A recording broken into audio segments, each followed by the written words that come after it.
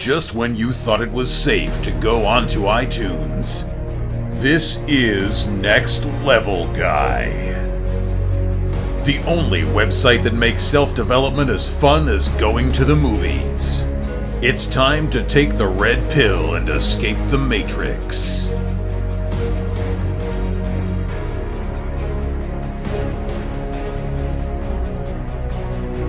Hello and welcome to another episode of the Next Level Guy Show podcast with your host Ian Dawson-Mackay.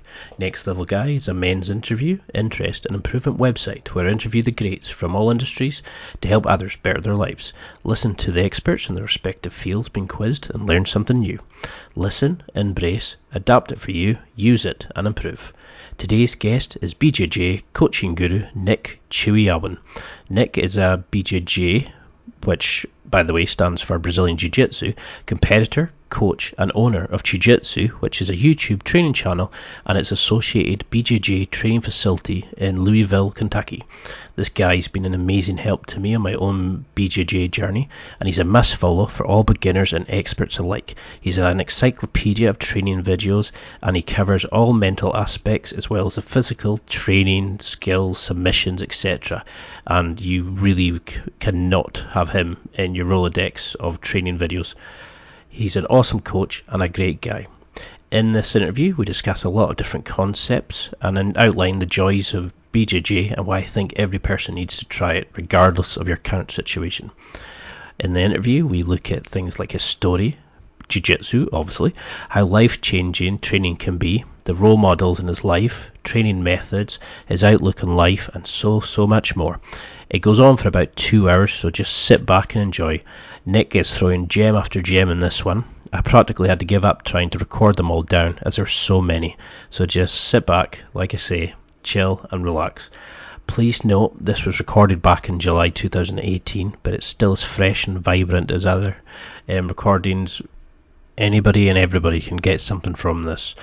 It doesn't matter if you're just starting out in your jiu-jitsu journey or you're an absolute expert. This is a great interview and everybody will get something from this. Some things have changed since then. I'm now a 4-tab white belt, chasing down my blue belt. I feel much more centered, controlled, and a considerably more developed and skilled practitioner than I was when I first recorded this. And I understand Jiu-Jitsu a bit better now.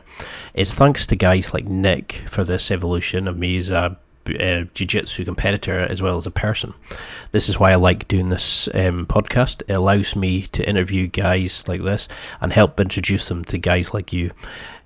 And apologies, yes, I do know I sat too far back away from my mic back then, so the sound is a bit crap in places, but I didn't want to tinker too much with the sound and lose the authenticness of the interview.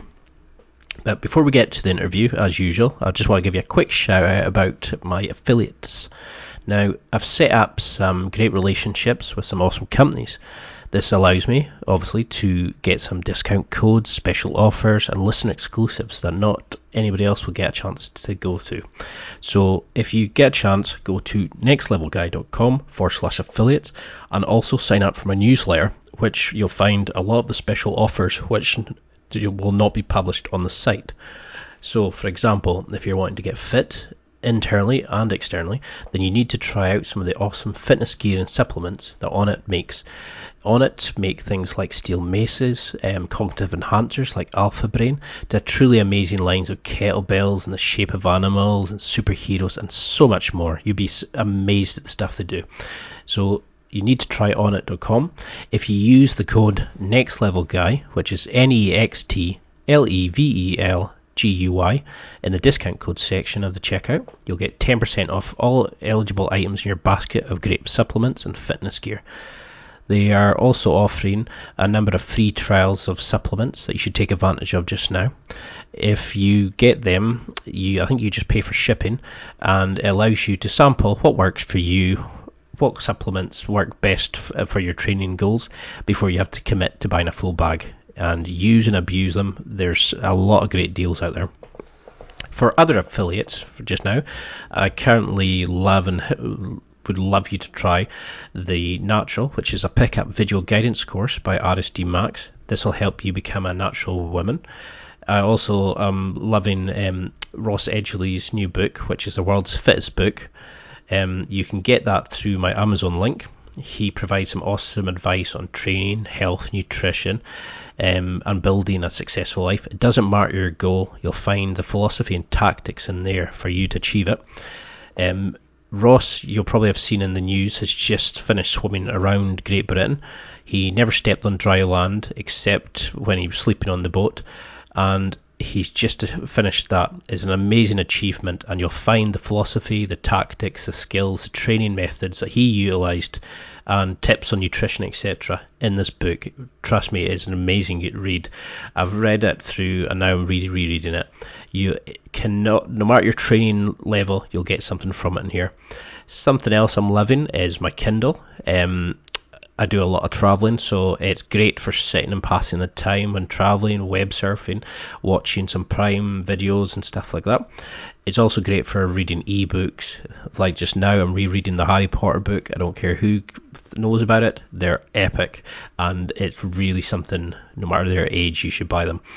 A Kindle is a great gift for you, but with things like Christmas coming up, treat yourself, treat somebody else in the family, become Santa for a needy child.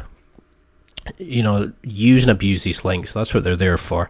You can go on to Barbell Apparel, for example, and get 10% off all the great jeans and polo shirts, which are designed for muscular guys. What's the point in going to the gym and having big and baggy clothes?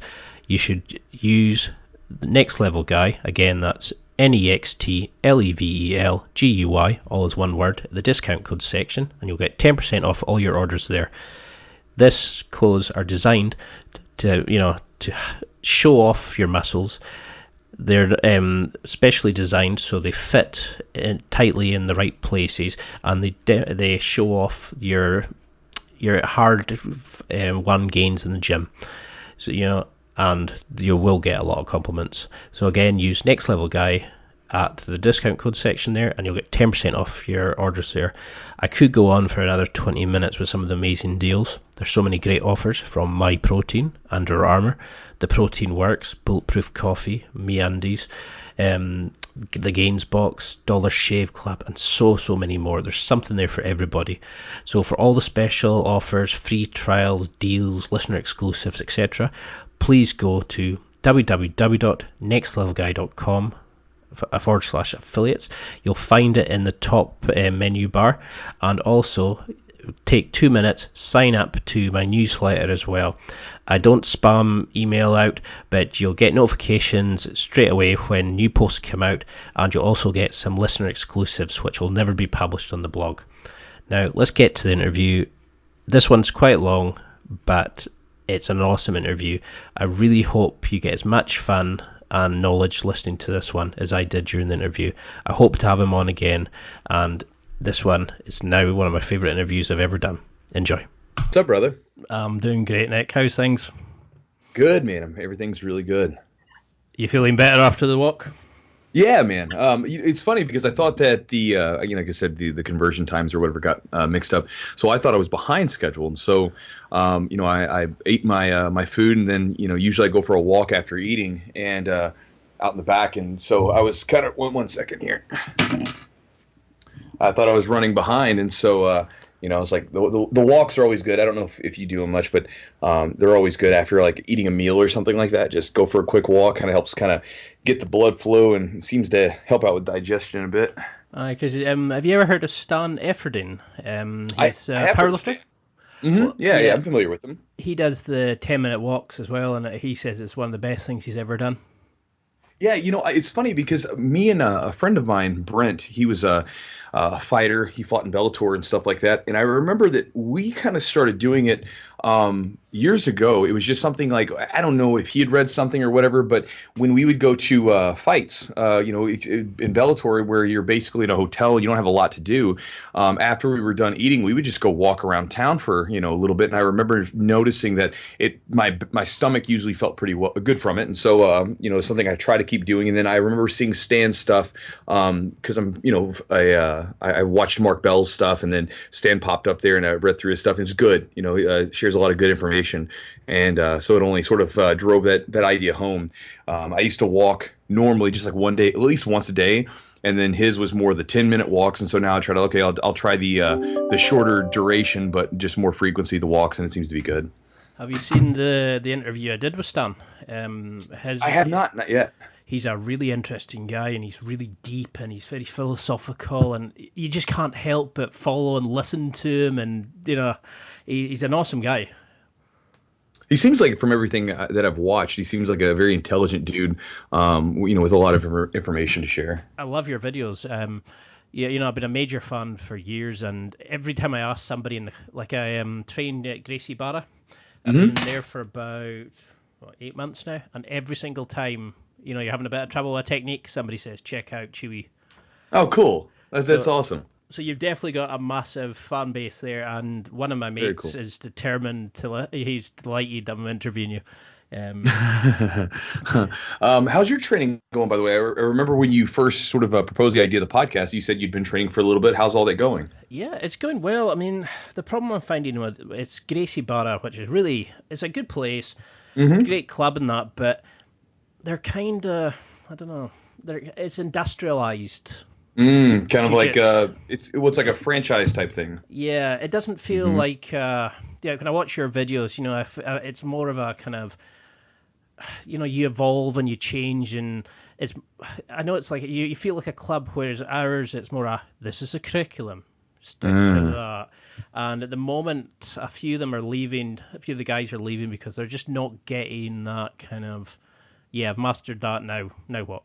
Or we learned that version of the back escape, but what do we do in this situation? Oh no, we're just going back and going over and over that. So. Oh yeah. So I mean, eventually you kind of want to spice things up a little. Plus, with the way that techniques are developing these days, it's like it's like weaponry. Things are just proliferating. It's so much faster now, to where like the techniques change. Like, back in the day, the pace of the technical change changed so slowly.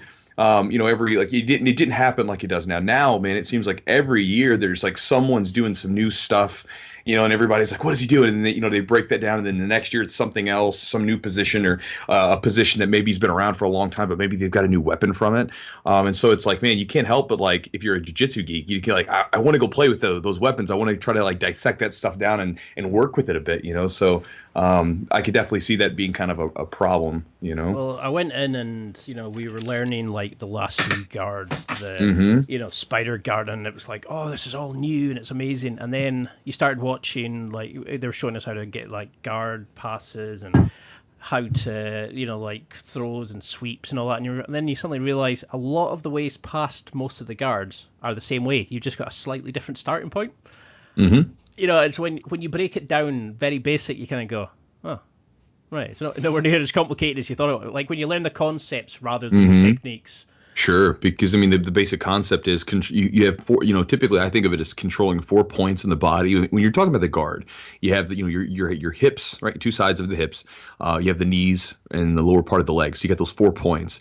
And to me, it's like, if you want to have a really nasty guard pass, control at least 3 out of the 4. You can get by with 2. But if you can control like 3 out of the 4, like a lot of times if you look at passes, it's somehow to pin those parts of the body down and then work your way up to the upper body. But if you can pin all that stuff down, then it's going to be easy to pass the guard, because I mean that's essentially the guard is just the legs and the hips, right? So. Well, I mean, I got to a point where I was kind of just going, okay, whatever I was facing in jiu-jitsu training, I would go away and look at yourself, the grappling academy. I would kind of find something that I go, okay, what do you guys recommend to do? And then I go back into class. Like we were learning A, D, F, but we weren't learning how to go from B to C to build into that situation. I mean, and no gym is perfect. I mean, even for me, it's like, I mean, I'm sure that, if someone was to train with just like you, if you were to come here and train with me, there'd be some things where you'd like, well, the last gym did this really well, and I like this thing that you do, but I kind of like this too. So I mean, there's so many different variations, to it, and the way that you teach it. I mean, so I mean, I don't know. So every gym's going to have its pros and cons and different facets about the way that the person teaches that'll be beneficial to others and maybe not so beneficial to others. Well, I mean, that was going to be one of the questions I asked, was like, how do you pick a good gym? We have maybe 4 in Glasgow that you could base it on, and depending on the nature of what you want, there's the sort of one that's based for the MMA kind of guys. There's ones for the fitness guys, and there's ones for the in-betweens. How does somebody new to jiu-jitsu pick a decent gym, a decent coach? For you, for instance, how do you pick a gym? So what do you think if we were to sort of nail down a very particular attribute, like, or something the person's going to have to do, like, what's going to be the most important thing for the person's long-term success in jiu-jitsu? Like, what would you think that is? For me, it's just consistency. It's right. somewhere that you can go routinely. Right. Long-term consistency is by far the most important thing. You can have the most intense training. You could have the best black belts, the best training partners, whatever. But if you're not training consistently for a long period of time, you're simply just not going to get much out of it. And so to me, the biggest thing is finding a place that you feel like you mesh with, finding a place where you feel like you can go to and like this is your place. And that's going to be different for everybody, right? Like, some people want different things. And so you got to go to these different gyms and find the place where when you walk in, it's like, yeah, this feels good. Because you go in and you feel like, yeah, this is good. I've had people that have come into my gym from other gyms, and they didn't like it. They didn't like the other gyms they went to. They felt like something was just off. They came into my gym and they loved it. They're like, man, this just feels perfect. This is what I wanted, right? And then I've had people come in and they weren't getting something that they wanted in particular. They were like, well, I wanted to do more of this, and you guys don't really do this as much. So I'm going to go to this gym, and this one feels right. So you got to kind of go to the gym that when you go into it, it feels right. Now, obviously, that's going to be different for everybody, and you want to make sure you do your due diligence to make sure that you're going to a legit gym. But assuming that everything's on the up and up, you find the personality, the way that the gyms run, the community of people is going to be super important because, you could have the best coach, but if you have a bunch of jerks on the mat, those are the people you're going to be training with day to day. So, which usually follows the coach. So most people, if you got a good coach, people are going to be awesome people. But find those people, find the place where the community feels good, the teaching's good, and everything just kind of feels like it fits in place, and then just run with it. Because I think you kind of know, like after you learn the technique, if the first thing they say is, okay, let's start rolling, you think, okay, there might be, why not do a few more live drills or a beginner section? Because sometimes you just get guys thrown in against, purple belts who just annihilate people, and you don't learn anything from it, and then you just stop going because you think, well, why am I bothering? We've definitely got a good squad of guys in my current gym, guys who are willing to teach and take their time. Because I do the advanced class now as well as the fundamentals, and you realize how nice people are in the fundamentals class. As soon as you get leg locks and submissions allowed, yeah, things change. You get battered quite a bit. But yeah, like the same thing with our like beginner and advanced classes, like our beginner classes, fundamentals classes. Let's say if we're working on closed guard or something, and we'll have a mixture of people in there from the highest level people in the gym to like the lowest level, and the guys that are at the highest level, they play down, they play at scale with the people that are learning to help them out, because it's kind of the whole focus of the gym is you go out and you become better, and then afterwards you turn back around and help the people that are under you along.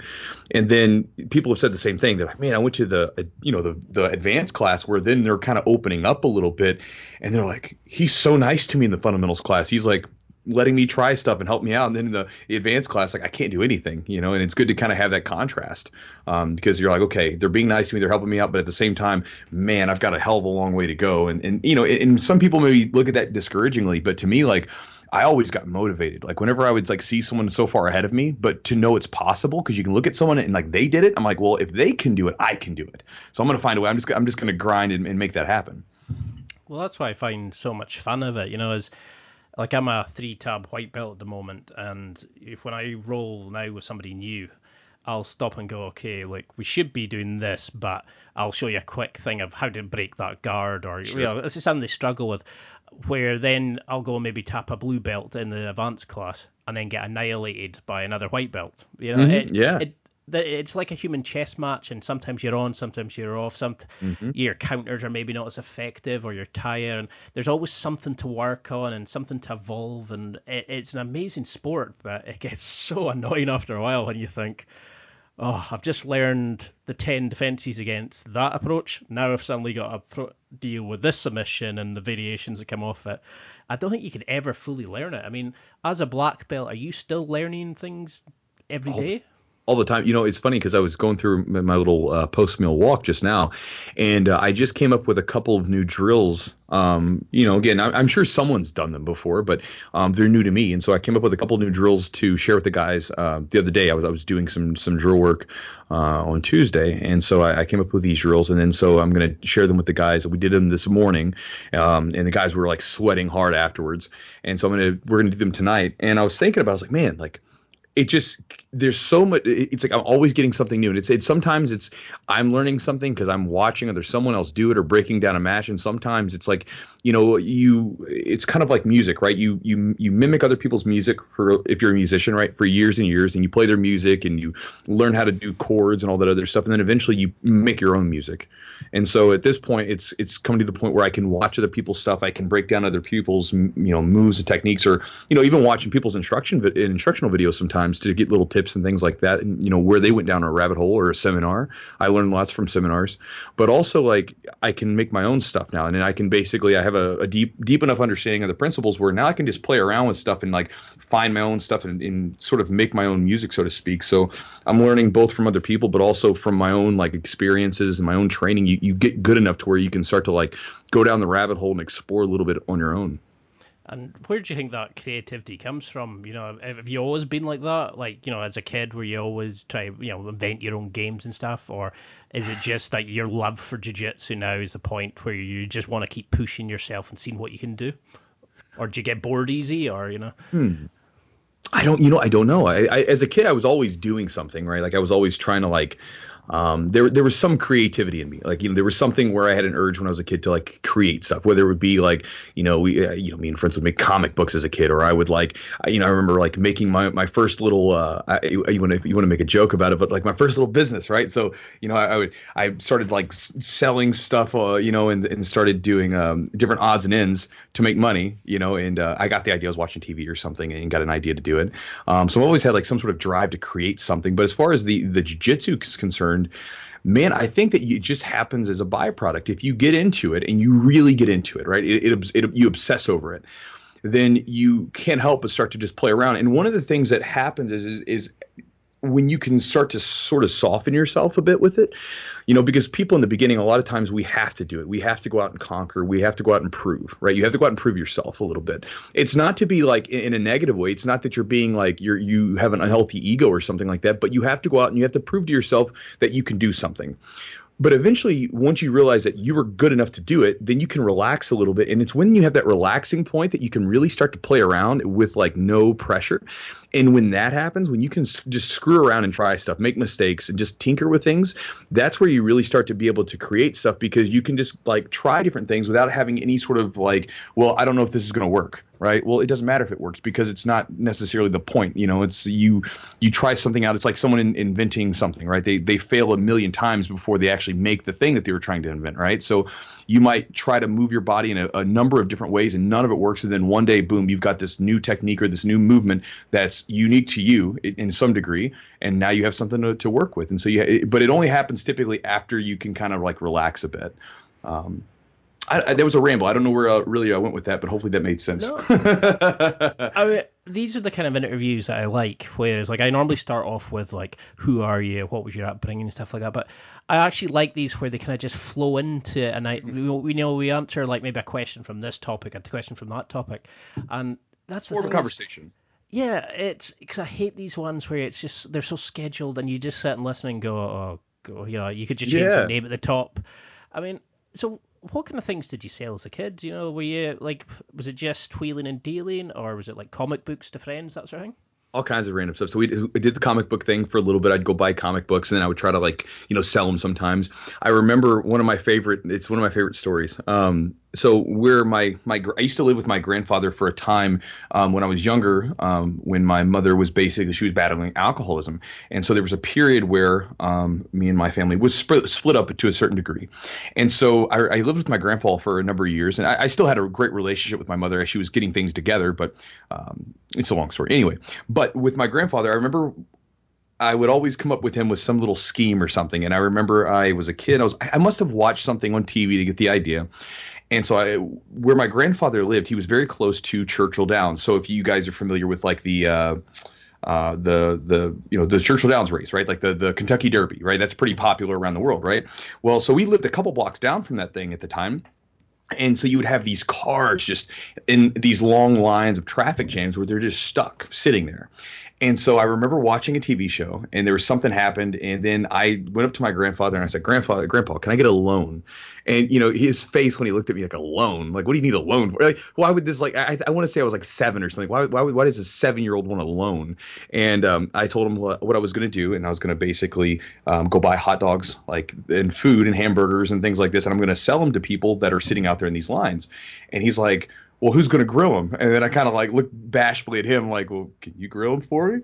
And so he kind of laughed. So we went and bought the hamburgers and the hot dogs and stuff with the loan of however much money it was. And obviously he didn't make me pay it back to him, but we went out there and I was just like running and hustling these little hot dogs and hamburgers and stuff up and down the street to people. And the police officer came up to me at some point, because you had a lot of people in traffic just walking.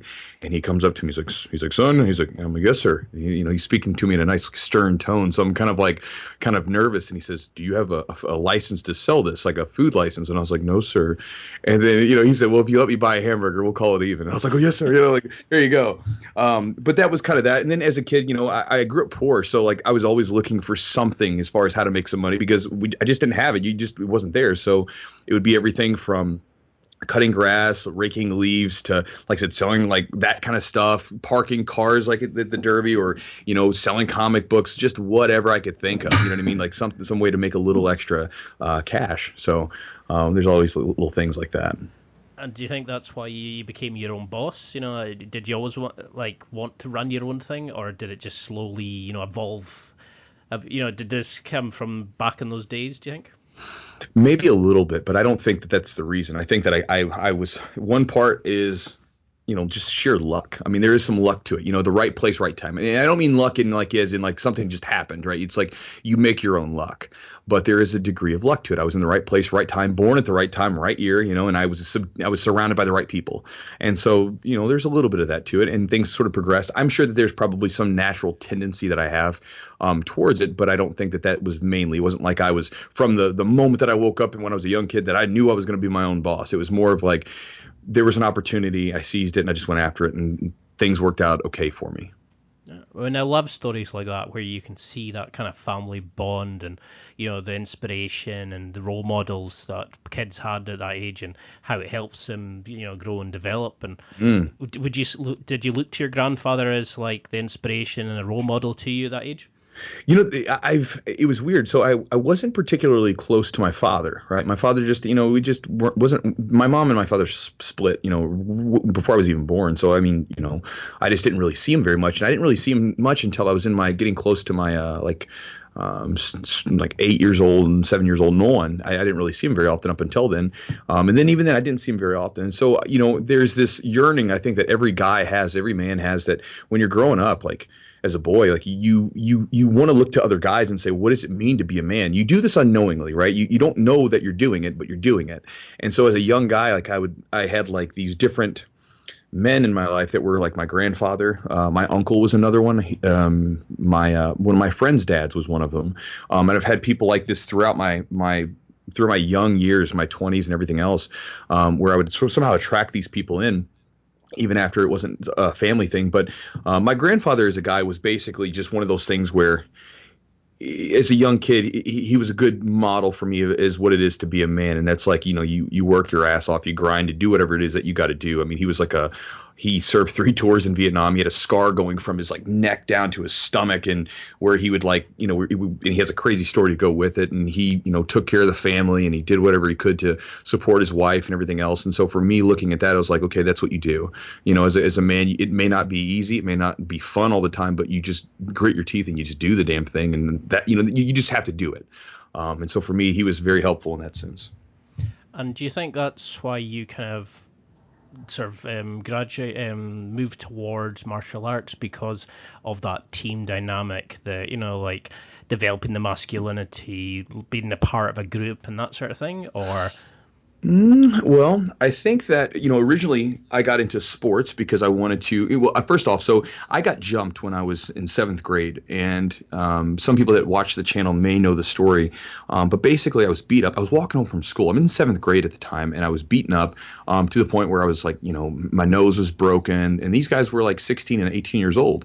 So it's like I'm a kid, and they're damn near adults. They were adults in some sense. And, they beat the shit out of this kid. And so after that, I went from being this very like outgoing, very extroverted young guy to being very introverted because I was so like, I don't know, man, it just zapped any sort of confidence that I had in myself. And I couldn't even go outside and go for a walk like anymore. I was like, I didn't even want to go outside out of the house because it happened right out in front of our house again, because we didn't live in a good area at the time. And so I didn't even want to go outside. And, it was sports started off. Weightlifting was where I started because I started lifting weights with one of my friend's dads. He saw that I wanted to do it, and he had a weight set down in his basement, so we'd go lift weights together. After I started lifting weights, I somehow ended up on the football team in high school. And after the football team, my sophomore year, a bunch of the I remember I'd sign up for wrestling to try it my freshman year, but I was too chicken shit to do it. And then the next year, a bunch of the football guys, the guys I was playing football with, they said, "Hey man, like we do wrestling in the off season. Come do it with us." I'm like, okay. And I tried it out, and I didn't know what it was at first, but later on I would come to realize what it was. But basically, wrestling just stuck for me. It stuck for me. And it helped me sort of take power back and gain confidence in who I was again, and feel powerful and feel like, and basically realize, there's something more in me than I think sometimes. And so as I got older, that was something I had to have it. And then jiu-jitsu represented just a way of doing that. And so there's a multitude of reasons, but one of them was to, again, take back my own power of who I am rather than let someone else dictate it, from when I was in seventh grade. And that was kind of what led me down this whole mixed martial arts and fighting and grappling and all that other stuff. No, I mean, now you completely related. I was actually just thinking there about my own personal kind of like, I was pretty badly bullied in primary school, and even to this day, I still have pretty, if I think back to it, I can feel that old emotion and that struggle. Sure. And I think it's that thing into it that you lose who you are. You kind of go introverted. You struggle to have the confidence, like you're saying, you don't want to go outside in case you meet, because I lived in a small village, Sure. So you'd probably see these kids again. Mm-hmm. And I think now it's like jiu-jitsu kind of gives you that confidence back. I really wish I had. Like I grew up in the Highlands, so it was very difficult for me to have these kind of classes, but they're slowly becoming more and more involved. So, do you think every guy should take it? I mean, is there anybody that's not suited to be? Why do you think guys should do jiu-jitsu?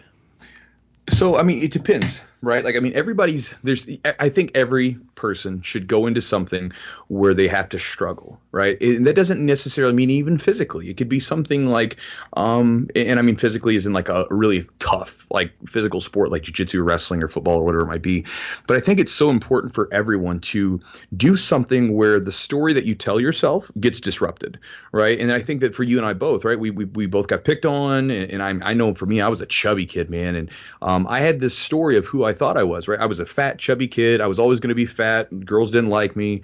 I wasn't tough. I was a wimp, whatever, all these just negative things.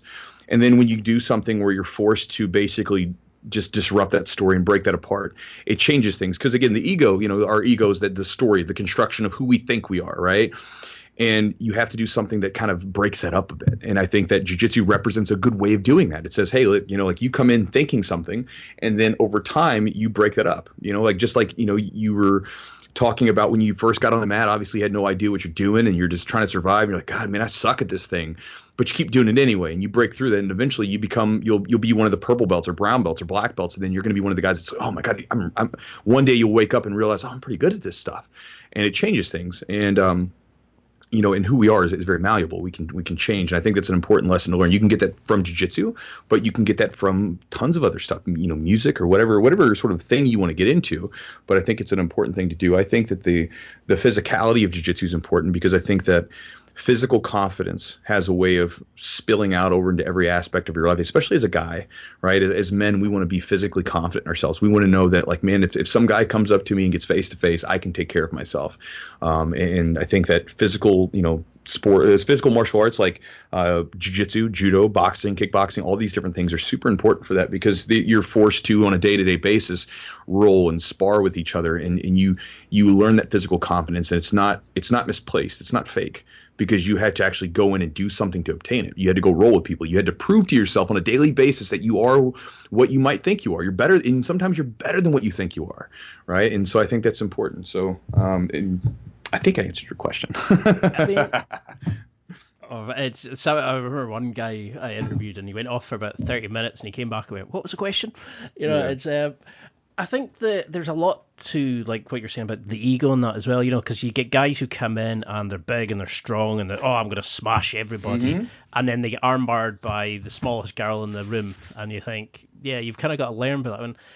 Is that the hardest thing, do you think, for most people, is just dropping that ego and just going, okay, I'm actually going to be the half empty cup. I'm going to learn. I'm going to be fluid. I'm going to forget everything. How do you drop that? Because I remember you saying that you struggled with your ego when you were younger. So how do you accept it and just forget the stories and just be open and learn and not judge yourself? And yeah. Well, the first thing is because we hear this a lot in jiu-jitsu. They say, "Oh man, lose your ego. Don't have an ego." Or someone will tell me, "Oh, I don't have an ego." When someone says that they don't have an ego, to me that sounds like the ego talking, right? Because it's like, okay, you don't have one. Like we all have one. Like regardless of whether you want, it's just you don't want to let the slave be the master, right? The ego is a tool that we use because it makes things easy. You can break apart who you are, right? Like your name's Ian, and you do this thing, and you run this podcast. I mean, you're so much more than that, but that's the kind of the story you tell yourself. And so the ego, it's useful. You just can't control you. The problem with me when you talk about my ego, like when you're talking about dropping it, I had so much insecurity, man. Like I was coming in a situation where, again, I was jumped in 7th grade. When I started jiu-jitsu, I was, 18 years old. I was not out from under that, right? And as in wrestling, I was getting confidence, but the confidence was always placed on how well I did that training session or that tournament. And so if I did poorly, I was back to feeling depressed, and I was back to feeling like I was worthless. And so I had to go out and constantly prove it. And when I was in jiu-jitsu, it was the same way, man. If I went to the session and had a bad session, I'd feel so down on myself, like as if I sucked. And then the next training session was good, great, but that ego came from insecurity. And as I got more comfortable in my own skin and was just comfortable with myself and what I was capable of, I began to, have a healthier ego, something where it wasn't getting in the way anymore. And as far as most people, when they come in, some people don't have that problem. Like I was talking to one of my guys this morning. He just got his blue belt. He had no ego when he came in. He came in and he still rolls hard. He still goes after it, but he has no ego. You'll submit him. He gets up and does it again. And then you'll have some guys, and this is pretty typical with like big, strong people, because their story is in their head. Man, I'm the biggest, strongest guy in my group of friends. I'm the toughest dude, whatever it is. And then you go in and you wrestle with like a 130-pound woman or male or whatever, and they whoop your ass. And then all of a sudden you're like, well, that story is not true anymore. And what do I do?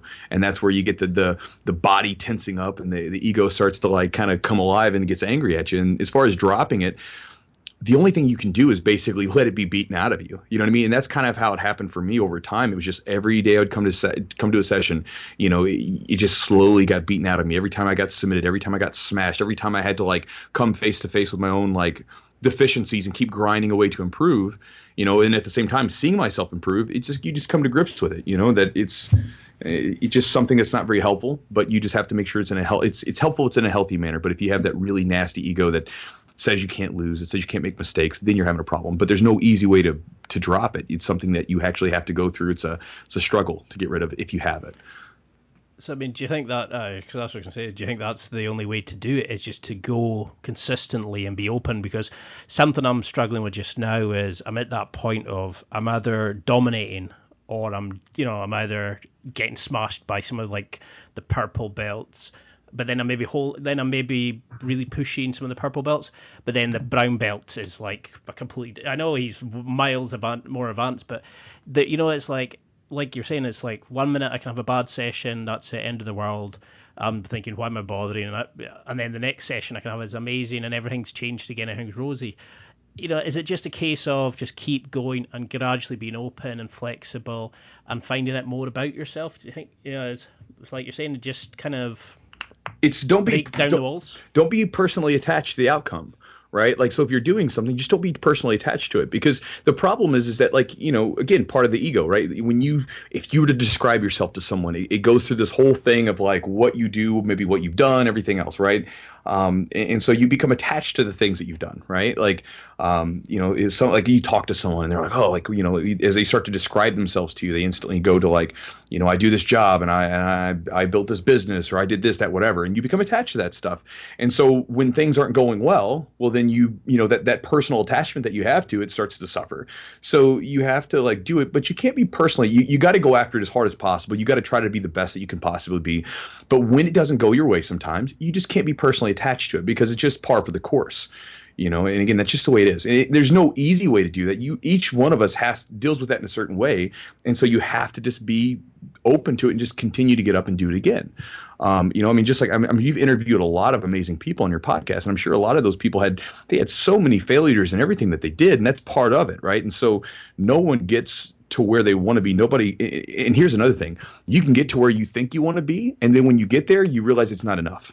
Right? Because it's never going to be enough. You're always going to want to be better. You're always going to want more. It's never going to be like, oh man, I got this one thing, or this one technique, or I got this black belt, or I made this much money. I'm good. I'm done. It's going to be like, I want more now. And as far as rolling with people, like having those days where you get smashed, be excited about that, man. Like, I love that. Like when I was coming up, man, like when I would go into a place, like I remember walking into my gym the very first day and getting my face smashed. I was excited about it because I was like, these guys are good. Right. And I want to be good. So I'm going to roll with these people. And even now, like when I go to a place and I roll with people, I'm like, man, these guys are good. Like, and they push me. That's fantastic. Like I just went to a big camp where I was rolling with a bunch of black belts there that day. And like, man, some of these dudes are good. Like I was struggling. I was like, this is awesome. Like I told them, I was like, we're going to have to set up a training session because they're not too far away. And I'm going to bring some of my guys down there so we can all train and push each other a little bit. Because that's the best. Because if you know that someone's that good, you can just follow it. You can say, look, this person's this good. Great. And they trained at this gym like you maybe you're rolling with a brown belt. Good. He's whooping your butt all over the place. Perfect. I can chase this guy because if he got this good, I can get this good too. I just got to keep, doing the same thing he did, which is just show up. So how do you get that into your guys' heads? How did you teach that to yourself? The ability to just go into each role with, okay, let's see what happens here. No, right, okay, get excited by failure and make mistakes rather than compare yourself to somebody and going off in a huff because they've beaten you. How do we overcome that immaturity side of things? That's a tough question, man. And again, that goes back to the ego, right? Like being attached to it. See, when I would get beat by people that were better than me or that were higher ranked than me, it didn't bother me that much. I'd be like, all right, they were supposed to beat me. The problems happened when, like, let's say that you and I rolled and you were a 2-stripe white belt, I'm a 2-stripe white belt, and you beat me. And let's say that I beat you the day before. I'd be like, what the hell happened? How did you beat me today? I was supposed to always beat you, because that's the way, I now beat you. So therefore I'm supposed to always do it. As far as how to get over that, man, like, it's no different than how you would get over anything that's, that's being sort of like fueled by that negative sort of, association. You just have to keep going in there doing it, because once you don't become personally attached to the outcome, that's when you can do it. And here's a good thing. I've done this before with some of the guys. I've had them do drills where basically I put them in a position, right, where I say, listen, your job is to just simply don't try to get submitted. And I'll share where I'm going with this in a second. So we'll do this drill where basically the person who's, trying to submit them, okay, they'll start from either side control mount or back mount. So they get dominant position on them right off the bat. The person that's in the position, who's on the defensive side, they cannot escape the position. Their goal is to just try to stay tight and don't get submitted. Just do your best. Now, what ends up happening is they get two good things out of this. One is that they learn how to be very defensive without escaping, which is beneficial because you get very comfortable being in those nasty positions if you know that you can't escape. So all you can do is focus on keeping your arms tight and not give up openings for the person to use. So that's one. You get it's a very big benefit to that.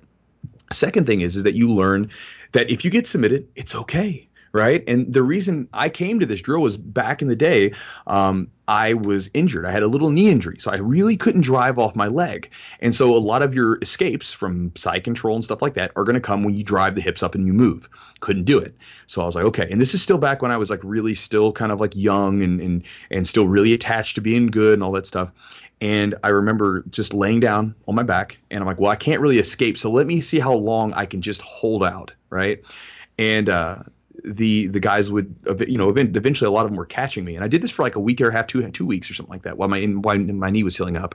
But what was neat is I basically had this feeling of like there was a lot of resistance to getting submitted at first.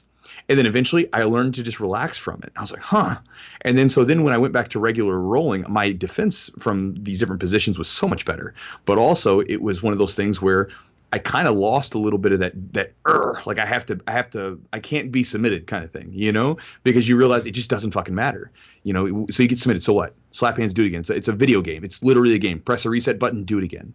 And for me, that helped out a lot when I was younger, that little drill. And again, just completely just fell upon it just because I had to because of a knee injury, but it was helpful. Yeah, I mean, that's what I like doing with a lot of the roles now is like I'll say to the guy, like, is there somewhere that you want to work on? Do you want to go from a certain position? And a lot of times I was struggling from side when somebody was on top and side control. I couldn't. Nobody had showed me how to escape, so I started putting myself into that with somebody bigger. Because I always go for the bigger, the nastier ones in a row, because I want if I'm either going to get beaten and learn, or I'm going to hold my own, or I don't see the point of going in and being one of those guys that throws their weight around and smart. Tries to hurt other people, because you see them in every club, unfortunately.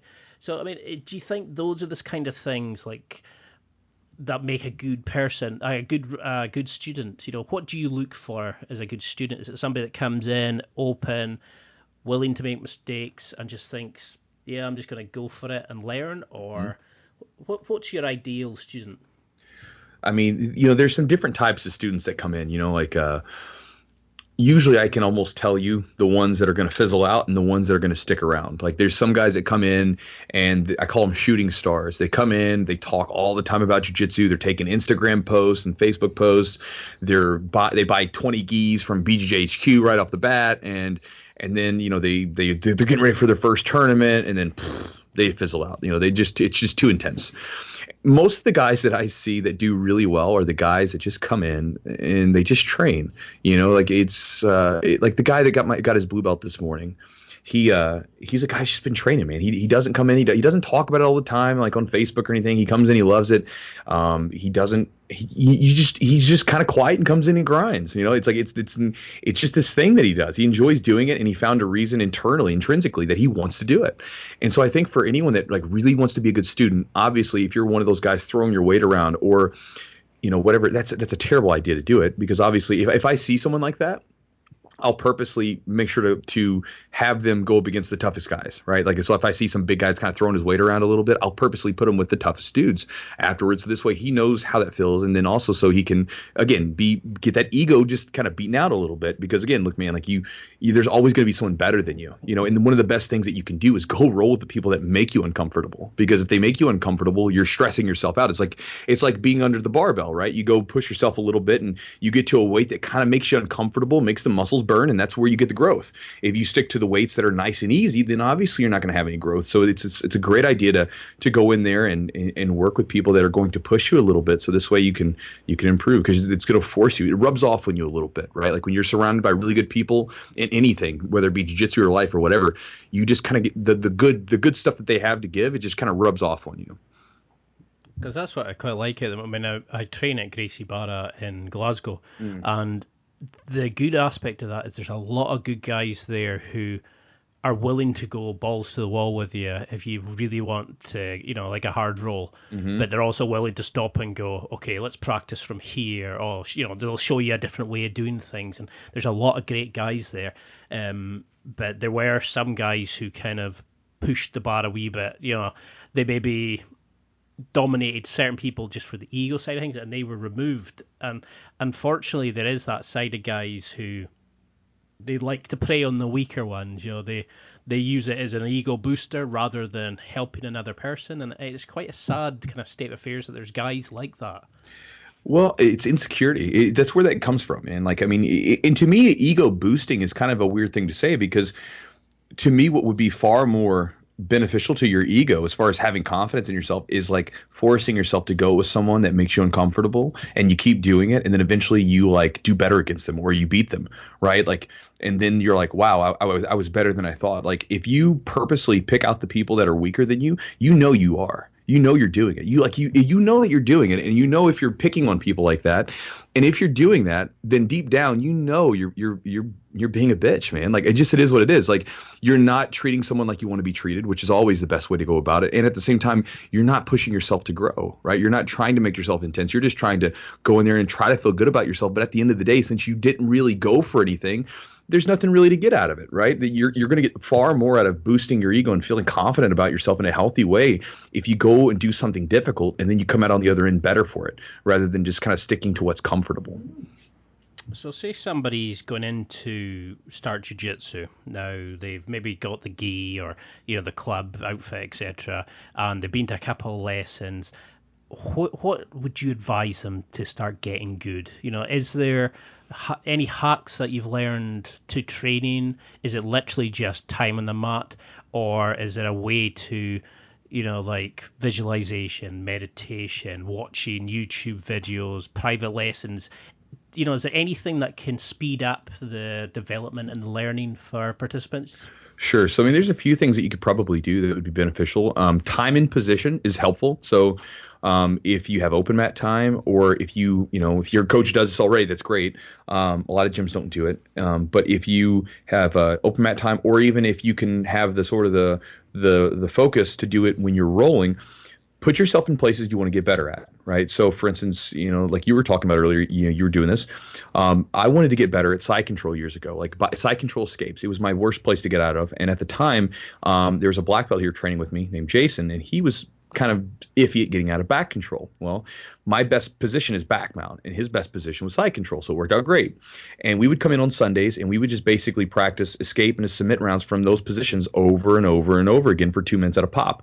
And again, just being in the position, things rub off on you. The thing is that a lot of times in jiu-jitsu, your body's going to absorb the information before your mind can articulate what you're doing. And they've done studies on this where the body understands the patterns, and that's really what you're doing a lot of times in jiu-jitsu, is figuring out patterns and movements. And so your body understands those patterns far before the mind can like articulate what's going on. And so you start to do things sort of not even really realizing you're doing it until afterwards. You're like, oh, that thing worked. And I've been doing this a whole bunch. A lot of black belts, that's how they find their moves. They just do stuff, and then they figure out something works, and then they'll kind of come back afterwards and say, okay, come here real quick. I'm doing this thing with my foot, and I don't really know what I'm doing, but it's working. Let me see if I can break it down. And so time and position is really important. Drilling is really important. Just doing the move at a increasingly faster pace, more and more and more. Like, so you go in and you start slow, do your reps real slow to get the move down. You get the feel of it. And then after you get the feel of it, you speed it up to sort of increase the stress and your ability to do it faster. And so this way, when you're rolling, you don't have to have that lag time, that moment where you can see the technique, but then you have to like remember to pull the trigger. What's happening is when you start to drill the technique more and more and more, as soon as your body finds itself in the necessary position, boom, it just executes without thinking about it. Those are two super important things. I think that would be, if you want to get better at jiu-jitsu faster, it's so important. One last thing that someone could probably do, this is something I did as a white belt, and I didn't really realize how beneficial it was until later on. I lived with a guy. He was my best friend, and so he lived with me, and we trained jiu-jitsu together. And so every day we would come in. Obviously, you don't have to do this, live with the person, but if it's possible to carpool or whatever, it's going to be helpful. We would leave the gym, and after we would leave the gym, we would talk about our experience. Like, man, what'd you do tonight? Oh, I did this thing, and this thing didn't work. And we would basically debrief ourselves from that night of training. Now, what was beneficial about this was, one, the drive was kind of long. It was about 45 minutes to an hour. And we would basically talk about our whole entire night about that jiu-jitsu training session that we did. That would leave me with like takeaways where, okay, cool, tomorrow I'm going to try this move, or man, this move worked really well, I'm going to try this thing tomorrow, and so you kind of had some actionable steps to take the next day that you were going to come in there, rather than just saying, man, today was a good day or today was a bad day, and then not really thinking about why it was one of those things, where you can sort of disseminate maybe some ideas or some things that you can do for your the next training session. So those would be 3 things that someone could do if they were going to try to like improve, especially early on. So as a coach, is that what you're looking for in terms of awarding progression and more belts and stuff like that?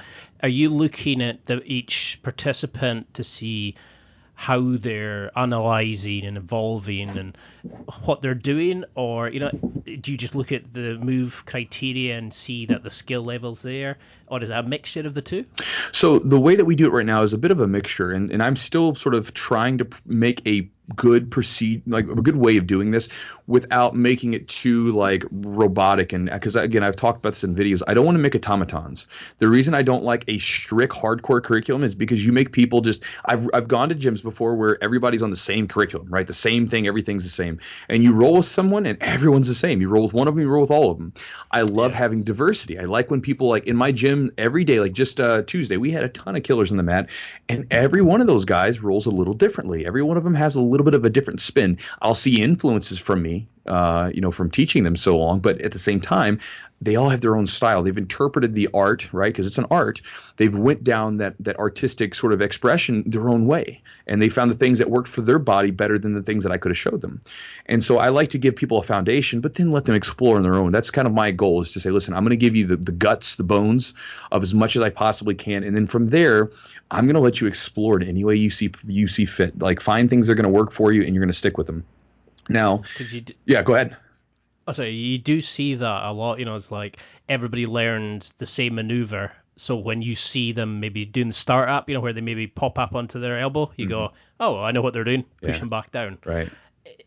It's sad, isn't it? What's that? The similar stuff? Yeah, it's like you're signposting going, I'm going to do this move because I've just learned it. Right. And so it's fine in the beginning because you have to do it. You have to teach everybody some similar stuff, right? To give them the guts. But the way that I think about jiu-jitsu is a lot of times it starts off like this. You have, in the beginning, you have variation, right? If I show a particular move to a group of white belts, it's going to look different for every single person because they're all over the place, right? And then everything kind of goes to uniformity. I'll see things kind of look very similar, like, everybody's kind of on the same page, and that's what you're talking about, where, everybody's kind of doing the same thing, and they're doing the same thing because they've absorbed that information. Now, the last part, though, is where if you allow your students to, the beautiful thing is that you get the creativity that comes back in the form of variation again. So that's when you say, well, hey, coach, that move you showed me? Yeah, I remember it. Well, cool. Well, I found this weird grip that I've been using, and it's been working. Here, show it to me. Cool. And then they do it, and I'm like, man, that works really well. And they're like, is this a good grip? And I'm like, well, does it working for you? Like, we'll keep doing it. And then you let them go their own way. So you give them the bones, right? You give them the guts, and then you say, listen, now you go create. Right, because again, the way I'm very up in the clouds at times, and I think of it as an art. So when your job is to eventually, you have to express yourself with your body, right? It's this language with the body, right? Express it in your own way. And that's going to be different than the way that I'm going to do it, because our body types are different. The way that we look is different. The way our mentalities are, everything's going to be different. Go express your own way.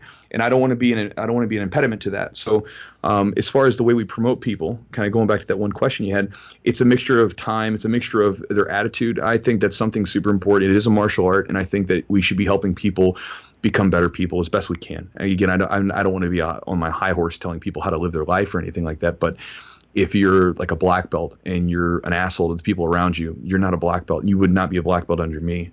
If you wouldn't be a blue belt under me. Like I've had guys before that were skill wise good, and they could submit purple belts sometimes, but until they like get the idea that, look, we're here to benefit everyone, we're all in this together, then I'm not going to promote you to anything. Like, you're going to have to wait until you get the idea. You have to get that first.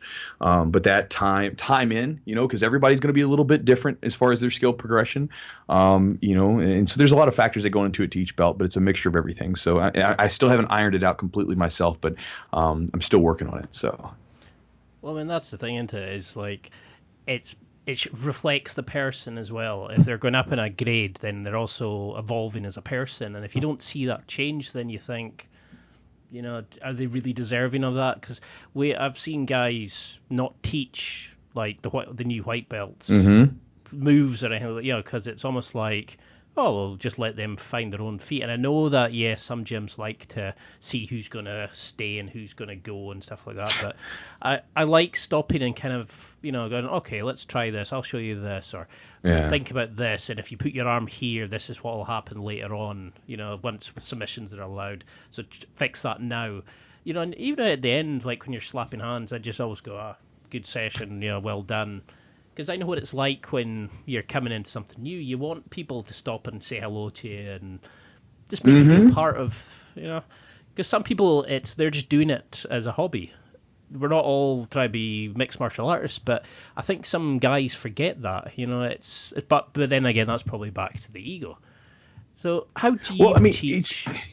What I was going to say is because you were talking about that, and that was a good point. Like, there's so many people coming in, and I've heard that idea of like, when students come in, screw them. If they're going to stick, they're going to stick. And I think that's such a terrible way to do it, because the way that I've talked to my coaches about this, like you have there's like three big groups, and then people are on a various spectrum of these groups. But I think of students and people when they come in the gym on three different groups. You have like student A, B, and a C. A is going to be the student. It doesn't matter how you break it down. They're never going to stick. They're just not going to do it. Like you could make it the softest thing ever. It's just not for them, right? Then you got student B, man, those dudes, it doesn't matter how you package it. Jiu-jitsu's for them. They're going to enjoy it, right? And a lot of us that got into it back in the day when we were subjected to this basically sink or swim mindset where you just get fucking trashed on the mat the very first day you walk in. That's what we were. We were those people. But there's some people, and I've seen this to be true. There's some, I call them, there's C students, if you will. You can use whatever arbitrary system you want to use. But there's somewhere in the middle of that spectrum. And those are the dudes where you can, depending on your experience that you give them as a coach, you can make them into those students that just want to do it all the time and become obsessed with it. Or you can treat them like crap and they can go the other direction. And then they can become the students that's like, I want nothing to do with this martial art. This stuff sucks. And I've seen people have those bad experiences. I've had people come into my gym that like kind of wanted to try it again, and they said, man, I went to this other gym years ago and I really got turned off to it, but this gym's cool. I like this because I felt like, again, I walked in and it wasn't like that nasty mentality that you had. And the last thing to throw into that idea is like, dude, like to get good at this stuff, someone along the way, I don't care what anybody says, someone had to say, hey man, let me help you out. Right. None of us got better, by just figuring it out on our own. Right. Like we got good because someone said, hey, man, let me help you out a little bit. Right. And that's the whole point. You get good at something. And this is just life, man. You go down the path, whatever it is that you're trying to do this. When you get better at something, when you conquer something, and then you turn back around and you see people trying to do the same thing. They're on the bottom of that hill. And you're like, hey, let me come back down and help you guys up here. I found this path. Follow me. You can follow the path that I'm on. It'll give you some framework to follow, but you might go down this other way your own self. But let me show you how I did it. Right. And to me, that's important. So how do you train people? Like if they're on, because a lot of guys come in and they don't know anything about having their own game, and some people like to fight from their back, some like to be on side control and stuff like that. How do we can we learn a new choke and technique and all that really quickly, but B, how do we use that and the creativity and figure out our own game and like showcase, like you were saying, like a work of art, like who we are and move our body in a certain way? Well, I mean, just from a basic teaching principle, the way that we do a lot in the classes, like in the beginning, is that we focus on particular focuses like positional, right? Like we'll say we're working from full guard, we're working from passing the full guard, we're working from side control, whatever the basic positions might be. And then when they roll, they start with just those positions. So we'll do situational rolling for the beginners. We don't let them do full rolls. It's because it's like if it's your first day and I just saw you do a sweep, cool. Well, let me let you try to do the sweep full speed. You're going to go with this purple belt. He's going to go nice and controlled with you, but at least I know that you know what to do. But if I was to say, okay, cool, man, it's your first day, you just started and you learned how to do a scissor sweep, great. Well, we're going to go ahead and start on the feet today and do a full roll. Well, you might break your arm because you post wrong, so it's a terrible idea. So we try to stick people in these situational rolls so they can get the different chunks, right? So they can kind of learn the alphabet of jiu-jitsu, right? So if we want to think of it as language, we learn the alphabet first, like A, B, C, D. We learn how all this stuff works, and then we teach them a little bit how to make words, right? So eventually, you're just learning how to say a word with the alphabet. And then when you go to the advanced class, that's when you put together sentences and paragraphs and you write your novel. But it takes time, right? You have to master the language before you can write something worth reading. And so with the guys, it's one of those things where you can talk about it. Like I can talk about it and people are like, oh, that sounds cool. But it's something that it has to be in your body, right? Like jiu-jitsu is not something that you can simply just talk about. It's something that it has to become a part of you, because it is something very physical, right? This artwork that we're talking about is not artwork of something I use my hand. And even with your hand, right? It's like the artist, they can think about the picture that they want to create, but they simply can't make it yet because maybe they don't have the skill. So they have to develop the skill. And then it's only after years and years of practicing and years of hard labor that they can make what was in their head. And it's the same thing for us. We might have an idea of what we want our game to be like or what we would like to do, but it isn't until we put years and years of practice and go through those struggles that we can really make it, because again, it has to be in the body, not up in the head. And so, yeah. No, I love that way of looking at it as a language and a way of telling a story and how you learn it. And so do you teach like the concepts to the new beginners? Is it a case of like grip fighting, how to post, how to, like all the main concepts of jiu-jitsu rather than individual techniques, and then gradually you start introducing them to more advanced stuff? Yes and no. So basically, like when we do the techniques, like let's say, for instance, we're doing a sweep. I'll mention the concepts in, like, for instance, look with a sweep. In most cases with a sweep, you look at the person has typically I consider 5 points of base.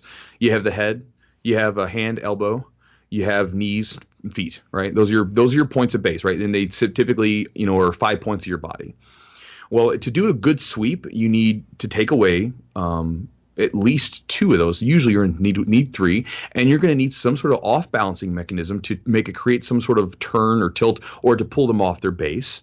And so there's this whole process that I'll explain to them, and I share that while we're teaching the sweep. I don't like to teach, like I could sit, man, and just talk about my theory in jiu-jitsu, right? And again, I could consider it theory because it's art. We all have a different way of interpreting it. But I could sit around and talk about it all day long, but it doesn't mean anything. You're more than welcome to come on anytime you want. But the thing is, it's like you can listen to it, but it doesn't mean anything, because it only means something if you take it and then you embody it. It becomes a part of you, right? Because I can teach them the theory and the concepts, but until you piece them together and you actually use them and put them into practice, that's the only time they make sense.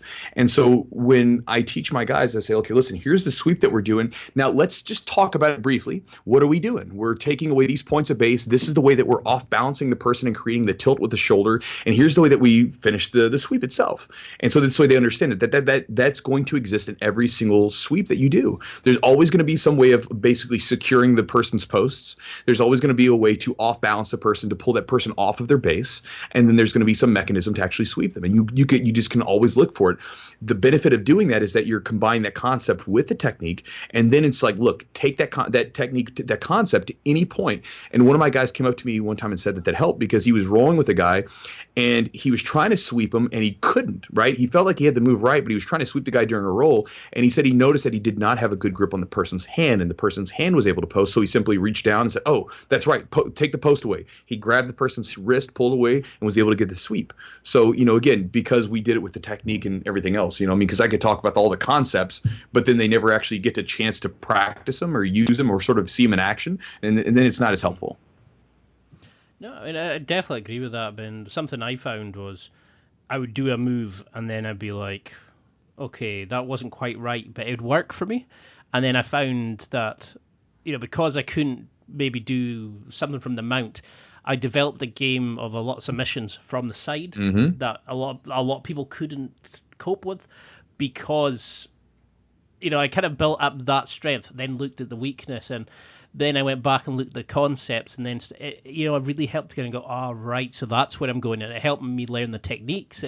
It's a really interesting way. I mean, that's what I love about jiu-jitsu. It's like a chess match. It's like you're trying to learn there's so much little things, and there's feints, and there's ways of sucking people in, and it's an amazing sport. So I don't get why a lot more guys don't do it, Because it's hard. It's not easy, man. Like, it's just as simple as that. People, people like the idea. People like the idea. Oh man, it just seems so cool, But then they come in, and they realize how tough it really is. And, that's when it changes, because it's like, okay, well, do you really want to do this, right? Or do you really have what it takes? Are you willing to just basically just eat shit for a little while and not be very good at something, in the hopes that if you keep training, you will be? And you've got to be able to play that long game, and you got to be able to find something intrinsically in you, something like, inside of your heart that makes you want to get up day to day, take the long drive, have people grabbing all over you, sweating on people, and doing all this stuff, and come in and do it all the time, Because that's the thing I struggled with when I first started, was we're in a society of personal space.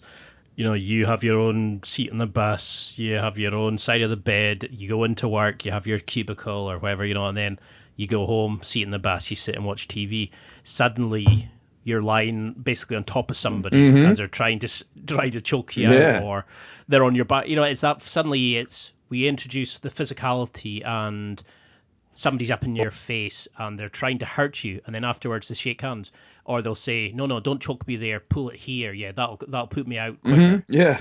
It's a really strange, I don't know, it's strange to adjust to that, and I can understand why a lot of guys kind of go, ooh, you know, like how do you find that transition from competitor to coach, you know, to actually having to do all the like the owner stuff?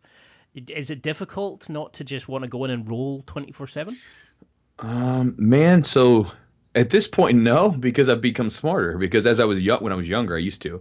When I first started doing this stuff full time in 2010, 2009 was when I started teaching the bulk of the classes, but 2010 was where like this was my full time job. And when I started doing that, man, you couldn't get me off the mat. Like I was teaching morning classes, evening classes, teaching kids, doing private lessons. I counted up some of those days, and I was doing like physical work. I mean, because this is physical labor, man. Like 6 hours a day sometimes, right? Like just either teaching or rolling. And in every class I taught, I was rolling. And then as I got older, my body started to get angry at me and says, "Hey, man, like ease up a bit." And so now I find a little bit. I don't dislike it, right? Because when I'm not training, I can sit back and watch. I can see what people are doing. I can focus all my attention on to the people that are rolling. And then when I roll, it's a good time. I can roll too. So again, I try to, with my training now, it's more of being intelligent about it and training in the right manner. As far as I'm concerned, as far as rolling all the time. Well, for example, I'm doing Monday, Wednesday, Friday classes. Mm-hmm. So you do a fundamentals class for an hour, then you do an expert class for an hour, and I've also started taking up a private lesson with 3 other guys. Awesome. So for me, that's like, wow, that's like with the podcast, doing work and all that. You know, to me, that's like, oh my God, I'm knackered a lot because I'm 35 now. Yeah. So, you know, my diet was atrocious. I've must be about 2-3 stone. Something ridiculous, you know. How much is a stone? I'm over here in America, so 14 pounds or something. 14 pounds. Oh wow, that's a lot of weight. I've lost a considerable amount of weight. It's fantastic. You know? It's maybe not that much, but I mean, I used to do a lot of powerlifting, so my hips were tight. Yeah. I couldn't be physical. I didn't like to put weight on people because I was always afraid of hurting them. Mm-hmm. You know, and I've become a lot more confident myself from jiu-jitsu. Good. But how do you think, like, somebody who's new to this, what should they also start doing? You know, how can they make sure they're recovering, they're eating right? You know, say somebody's older who wants to take it up, or they've got kids, or they've got a physical job, you know. What kind of habits are good for people to do? You know, what should I be looking to do as maybe like an older person getting into this? I can only speak from experience and my own thoughts. So some of the things that I do now that have helped me as I'm getting older, and again, I'm not an old guy. I'm 33, so I'm not old by any means, but I've got a lot of mileage on the body, man. So it's a newer model, but there's some pretty hard mileage on it. My body feels better now than it did when I was in my late 20s, because when in my late 20s, like you, I had lifted heavy, did some powerlifting for a bit, did a little strongman from time to time on the weekends, and then I was doing jiu-jitsu. I mean, yeah, I guess it was nice, but it's like it wasn't really productive for jiu-jitsu. It was just because I wanted to be big and strong, right? At one point, I got up to 255 pounds, which is a lot for me. I'm down to 200. I'm right around 210 right now. But so I was lifting heavy weights, training all the time, and I didn't really do anything on the other side of things, right? So I was doing all this hard go stuff, and eventually it caught up to me, and I started to have a lot of issues, knee injuries, and all kinds of nasty stuff. And so some of the things that have been helpful to me, one is to eat a better diet. I've noticed that the inflammation in my joints goes down when I eat a better diet, and basically cutting out sugar, processed bullshit. Not that I ate a ton anyway, but I don't eat any wheat, no breads or anything like that. I keep most of my carbohydrates could come from like fruit, berries, things like that. And I eat healthy meat, just things like that. You eat healthy food, lots of veggies, all that kind of stuff. That's helped out a lot. The way that I feel, the way that I recover, just everything. I think that people abuse caffeine a lot. Like people just down it all the time to stay awake. And I think that's a problem. I think that, if you've got to drink caffeine just to stay awake, you've probably got an issue going on there. You've probably got some vitamin deficiencies. There's probably something wrong with your diet, or maybe you're training too much or something going on, and you should probably back off a little bit. Just be mindful of that, because again, caffeine, I didn't think of it this way, and I had a lot of problems with caffeine, like anxiety and all these other things. Dehydration were caused from too much caffeine, and we don't think of it, but it's a drug. It is what it is. It's a drug. It can be helpful, the right usage. But again, people they abuse it, man, like all the time. So I think going with the diet stuff, that's important. The other things that are helpful are, one, to give your body adequate rest. Being part of the Western culture, rest is like something that everybody sort of seems to frown upon. Like, don't sleep, get up early all the time, like keep going, just kill it. And it's so important, man. If you're going to do jiu-jitsu, people don't think about it this way, but man, when you're being athletes, you're trying to treat your body like a performance vehicle. And, performance vehicles, like if you've got a race, you're going to have to put that thing in the shop sometimes and do some maintenance on it. And it might take a little bit before you're ready for the next race. And so you need to make sure that you're with your body, you're honoring your body by, when it says, hey man, back off a little bit, I need some time, that you do that. Some other things that are helpful are doing yoga. You can if someone doesn't want to go to the yoga gym, just get online. Just go look up some stuff on YouTube or something. Start with that. But going to a yoga class, doing that stuff's super helpful. Doing some mobility work, just taking some time out, and you got to take some dedicated time. Take an hour, at least a couple times a week, and sit there and just work on different parts of your body. And this is another thing. As you train jiu-jitsu, a lot of times it becomes a catalyst for a lot of other cool things. Like, just like you started to improve your diet because of your training. You're like, man, I want to feel better when I'm on the mat. And so you start improving your diet, because before it was like your diet kind of sucked and you didn't really have any reason to eat better. But now you're like, I want to perform better on the mat. I have a reason now, and you have a strong reason. So that's going to help you lose weight, and your diet will probably improve and get better as you continue to train. It's one of those things where your diet should almost be like a skill in itself, right? You get better at it. You find foods that work better for you. Find foods that are better digesting for you, depending on if you have allergies or something.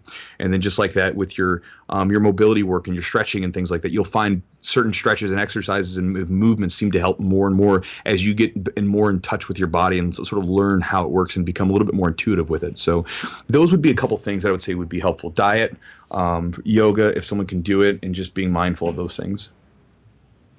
And you were talking there a lot about like the physicality stuff, the diet stuff and stuff like, that's something I've really I sort of started addressing. But what about sort of like the mental aspects of it? Do you find you have to switch off? Do you like to read? I know that you've got a partner there. I mean, how do you relax away from this? How do you make sure you get that recovery time? Do you set a date night and stuff like that? Because it must be hard not to want to live in the gym, especially if you run your own place and you have a wealth of talented guys wanting to roll with you. Oh my God, you have no idea. It was funny. This weekend we had a big 4th of July party, and so we had this big group of guys. We just hung out and everything else, and I didn't get home until late. I usually go to sleep pretty early, and I didn't get home till like 1:30 in the morning, which is really late for me. And so my sleep was all jacked up. And then that barely ever happens. That I've only went to sleep that late one other night this year. And that's when I was at a camp in Wisconsin with some other black belts. Otherwise I go to sleep really early. And me and my girlfriend got up the next morning, and I was like, God, I want to go train, but I need to take the day off, and it was so hard because I feel almost guilty for not being in here. It's funny, and so for me, it's like, you have to take some time away, because you're more useful to everyone else around you if you take a little bit of time off, and you allow yourself to rest. As far as on the mental side of how to do it, like what do I do personally to sort of take some time away from everything? People probably, like, I don't know what people think about me from watching the videos, but I'm probably one of the most boring people that you've ever met outside of the gym. Inside of the gym is like, I'm extroverted, I'm out there, I feel alive with everybody else, and I'm just trying to be just excited. I'm having a great time.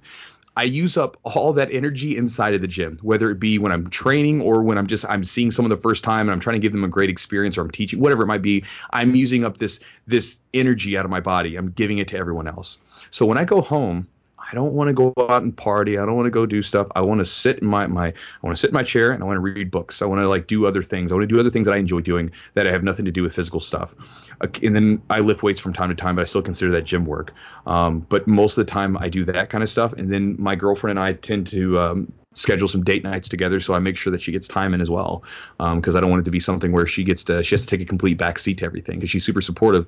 And so we will have date nights, and again, when it's date night, okay, like we're just hanging out, it's us two, that kind of stuff. But reading's the big one. There's definitely nobody scarier to roll with than an annoyed girlfriend.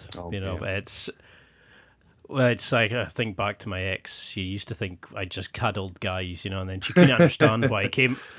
She would always ask me like why I came home looking like a bruised banana, because like I have bruises everywhere, and people don't understand it. It looks like you're just kind of holding each other, but there's so much to it. It's so physical, but you can't absorb it. You can get to a point where you're watching YouTube videos, you're thinking about it, you're working out, you're focusing on it when you're at work. So what kind of books are you talking? Do you read fiction? Are you like more a self-improvement kind of guy?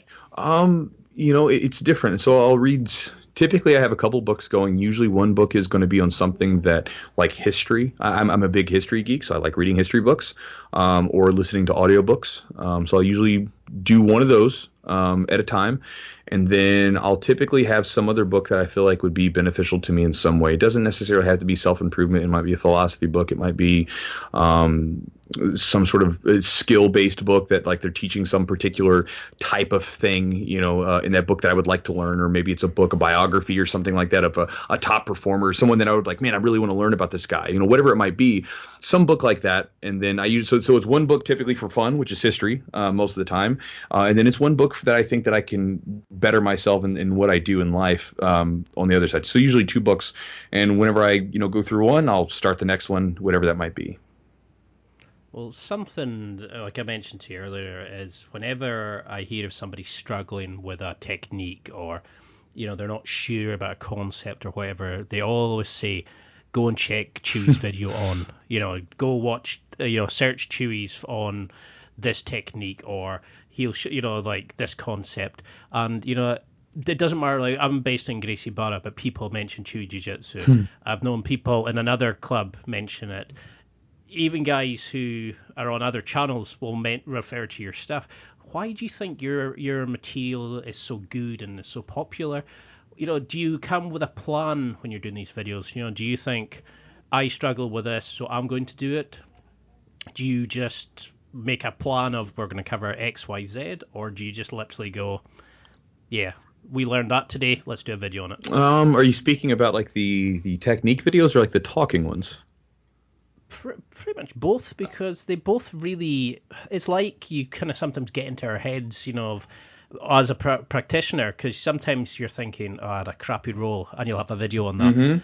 And then there's times you'll go and go, I really need to work on X, and I'll go into your playlist and I'll go, it's like you knew that's the evolution I needed, how to do that to get to that part. It's a good coach when you think about technique and the mental side of it and the additional stuff. So in that sense, I think probably one of the most valuable things is, so if we're saying like, how is it that I connect to people, right? I think that's what we're kind of getting at. Because again, what I'm doing, there's people showing techniques maybe in a different way, but it's the same technique, I think that probably one of the most important things I've done, and I was thinking about this recently. I went to Jordan Peterson had a here in Louisville. He had a like a little, talk, and so I went to that thing, and I remember him saying something, and I've heard him say this before, but for some reason, it just didn't click at that time. It's like one of those things where you might read something, but at the time, it doesn't click until later on. Well, I've been an avid journaler since I was like in my teenage years, right? So I just write stuff down, and it doesn't necessarily even have to have a reason. I just write stuff down about what's going on and what I'm just basically just streams of consciousness, just letting it out there. And it's really interesting what comes back, and you really get in your own head a little bit, and you start to like break down your thoughts and why you think certain things, and it can be helpful. It's probably one of the most helpful things I've done in my life, and I think that's one of the reasons why like people say, well, man, like just like you asked, like how do you get in people's heads? Well, because I remember going through the same shit because I wrote it down. Like I remember like thinking about it. When you write something down, you not type it, you write it with your hand. You have a connection with that thought or that idea. And so I remember being frustrated, man, and talking like in my journal to myself about these things, having these same problems, and saying, all right, I'm going to go change this. And so I did that for years. I've always kind of kept a journal in some shape or form. Even as a black belt, man, I have problems and issues and things like that. Both on the mat and off the mat. And I have those down in a journal, so I can look through them and I can like tell you like, oh man, like the first time I went up against a guy from this particular big name team, I was like nervous as can be. And the next day I submitted him in under 2 minutes. But I was so nervous about that name on that team. So if someone guy says, hey man, I've got this competition coming up and I've got to go up against a guy from this big name team, I'm a little freaked out. What would you say to do? I'm going to be like, I went through the same thing. And so I have a lot of those experiences that I've written down. And I think that's really what it is. It's basically because I'm trying to connect to people to say, look, man, I went through the same stuff because we did. And I'm not trying to become from a place like I'm better than you or that I've got it all figured out, because I don't. And I'm not. But I'm just saying, look, I just like the way that I think about with my students, right? As we all get better and we improve together, we all turn back around. We look at the people that are behind us and we say, hey, come here, extend a hand and let me help you pull you along a little bit. And then when someone's behind you and they're looking for help, do the same thing for them. That's kind of the idea. I think that's the most beautiful way to do it, is just, basically everybody's helping out, pull each other up together. And do you think the learning jiu-jitsu does that, or is that just, you become a better person because the jiu-jitsu, then that makes you a better teammate, therefore a better training partner, or is they all quite intercombined? Are you saying, does jiu-jitsu make you a better person? Yeah, I mean, because I definitely feel a lot more confident, and but I've always been a really nice guy in terms of wanting to help other people. But do you think it's, is it learning jiu-jitsu that makes people want to be better, or how can the people be a better training partner, for example? Well, I think that when you're saying does it make you better, that's a maybe, right? Because I think that everybody, to be a better person, you got to be able to stare down and look at your own problems, right? Like everybody's so quick to like point the finger at someone else for doing something wrong, and everybody's so quick to tell everybody else what they're doing wrong, right? But it's like, well, what do you do wrong? Like, what kind of problems do you have? And I think that jiu-jitsu is one of those things. And there's anything that you're going to have to struggle with, and that you're going to have mistakes, and then you're going to have to come face to face with your inadequacies, is going to cause this, right? Where you have to go down deep and you have to look at yourself and be like, man, I suck in these particular areas, right? Like you might be kind of soft, right? Mentally, you might give up. I know that there was periods where I would be from guard and I would get so frustrated when I was in bad positions, I would just give up. And I remember thinking like, God, I feel like such a bitch. I'm just giving up, right? And I'm staring at it and having that internal thought, just thinking about that. And so I'm like, well, I don't want that to be that way, so I'm going to change it, right? And so you consciously catch yourself. You sort of identify what things you have wrong with you and focus on those. And I think that jiu-jitsu can cause that. It can help that, right? And then you can become a better teammate because you understand those problems, but it doesn't always happen that way, because there's plenty of people that you hear about, that you find out about, that are like black belts. I hear this all the time. There's black belts that are complete shitheads to their students. There's higher level guys that basically just, run these new guys through the ringer. You have guys that are advanced that don't take a time out to help any of the new people out, right? So just because you went through jiu-jitsu and you got better at it doesn't make you a better person. But if you choose to, because they'll be there along the way, when you have these little things that pop up, right? These little things about yourself that frustrate you, about yourself, because they'll pop up. Take a second and look at them, figure out what they are, and then work to sort of integrate those things and try to, come to grips with them so that you can become a better person. But again, you have to take that magnifying glass on yourself. And a lot of people don't like to do that because it's painful. It's not very fun to do that. We don't like to look at ourselves and say what's wrong with me, right? So but I think that it can help to do that, if that makes any sense to you. Yeah. And do you think that's why a lot of people start struggling at certain points when they're learning jiu-jitsu, and that because they reach certain plateaus and frustration in the mats because they're not willing to evolve and not willing to face their demons and to open themselves up to change? Sometimes. I mean, dude, think about I've had so many guys where they're having problems in their games, or they're hitting plateaus, or they're struggling with something, and then in a short conversation we'll talk and be like, we'll identify that they knew all along what they needed to do. They needed to go face down that fear. They needed to go do the thing that they didn't really want to go do, that they know they needed to do, if that makes any sense. And so they know, a lot of times they just have to sort of get it out there. And that's why journaling can be helpful, right? Because a lot of times, even in conversations, you'll have these weird things where things pop up, right? Where especially because I had a conversation just the other day with one of my guys. He's hitting a plateau, and I'm like, like, well, what have you been doing differently? Like, is your game the same? He's like, well, yeah. I'm like, there's your problem. And so just like if you're lifting weights, you got to throw something in there to stimulate growth. And if you want to get better, you're going to have to like move to those areas that are uncomfortable sometimes. It's not going to be easy. Go roll with the people that are the toughest people. Go and embrace it, right? And again, be willing to go with the changes. It's going to happen because change is the only constant.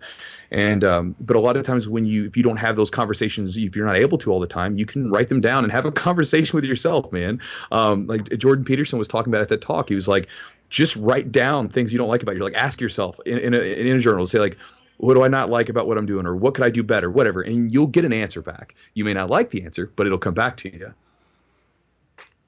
And this is probably going to be a difficult question, but if you met the two guys that jumped you now, would it bother you? You know, have you made peace with that memory? Because I sometimes wonder, am I still dealing with being bullied as a kid now as an adult? You know, in the way I am. Like, how do you know when? Like, 'cause you've probably got guys who come in who have maybe had fights and stuff like that, and they want to become tough, or guys who are scared and they want to, become like more confident themselves. But how do we know where we've overcome that aspect of it? Man, again, this goes back to this, like, we can choose to point the finger, tell everybody what they've done wrong, or we can look at ourselves. And so for me, if I saw those guys, it was 3 of them.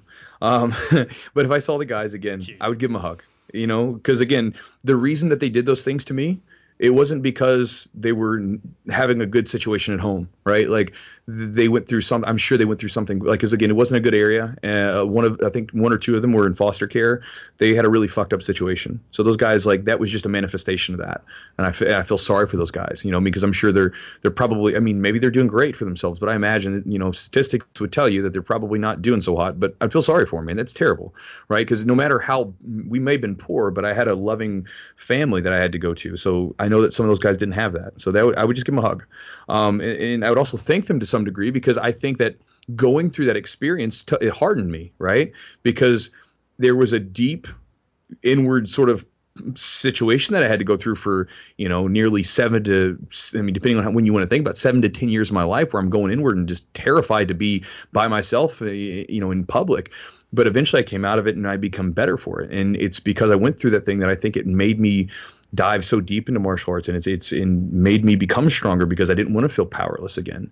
And so I think it's one of those things where it helped me out a lot. And so again, every mess like that has something to give you, and we can choose to look back at it and be like, sad about it, or you can be like, man, it's kind of made me who I was, or it made me who I am. And so whether good or bad, I'm glad that it happened, because it's made me who I am today. So that's the way I look at it. It's if that didn't happen, if X, Y, Z didn't happen, I wouldn't be the person I am today. There's no point changing anything. And is that what you say to anybody listening who's maybe starting martial arts, like after something like that happening to them?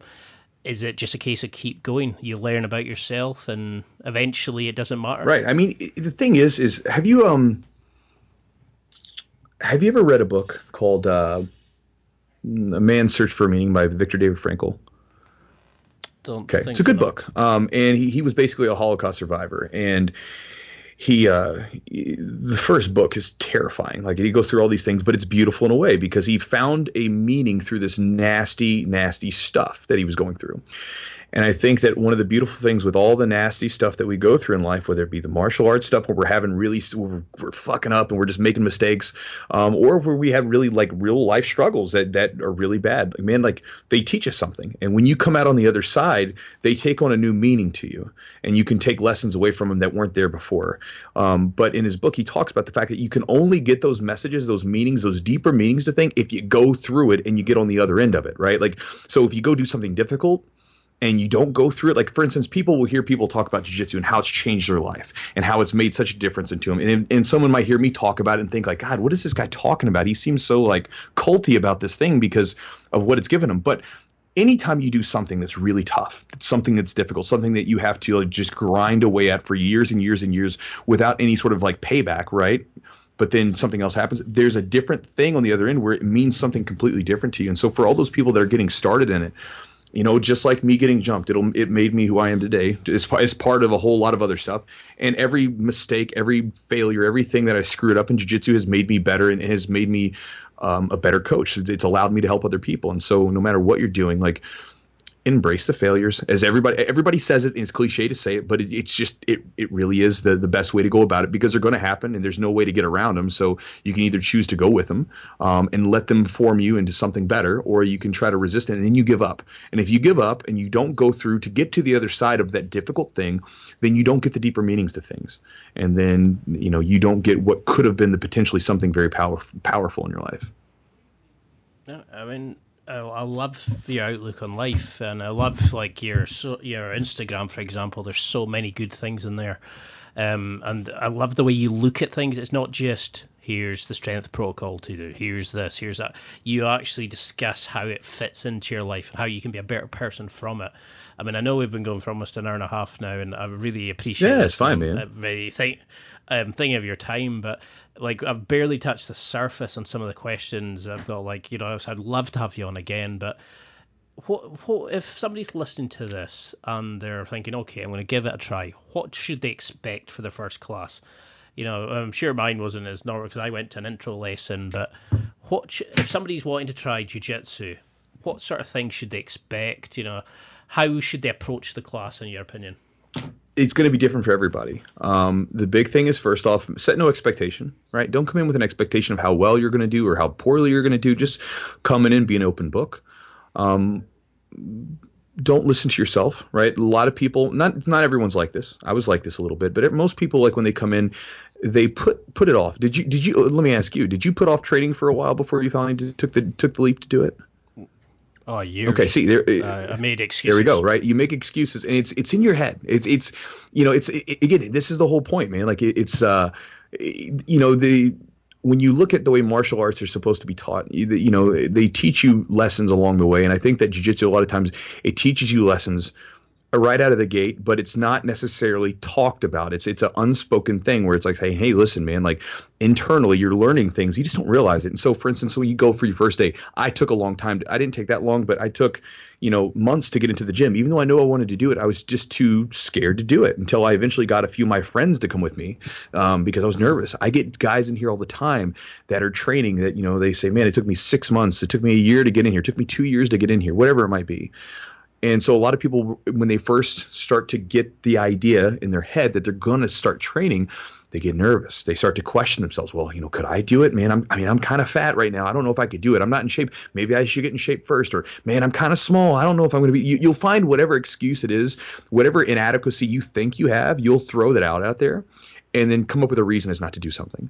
And so I would say one is, if you start running into that, instead of finding the reason why not to do something, just find a reason why you want to do something and just hang on to that and choose not to listen to all the, the bullshit you're going to tell yourself.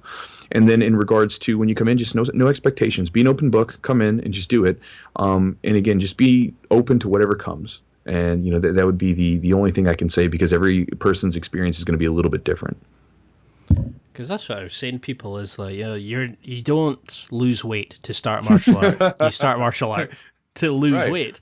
Well, just like you were overweight and you weren't eating well, and then you start training, and then you have a reason to do it, right? You have a reason, because the whole reason why you're overweight is because you're eating like shit, you're not working out enough, and you don't have a reason to do it. So then you start working out and you're training. You're like, okay, I don't want to feel like shit on the mat, so I'm going to start eating a little bit better. I'm going to start going for runs every now and then. I'm going to start doing better choices for the rest of my life, and so it's a catalyst for those things.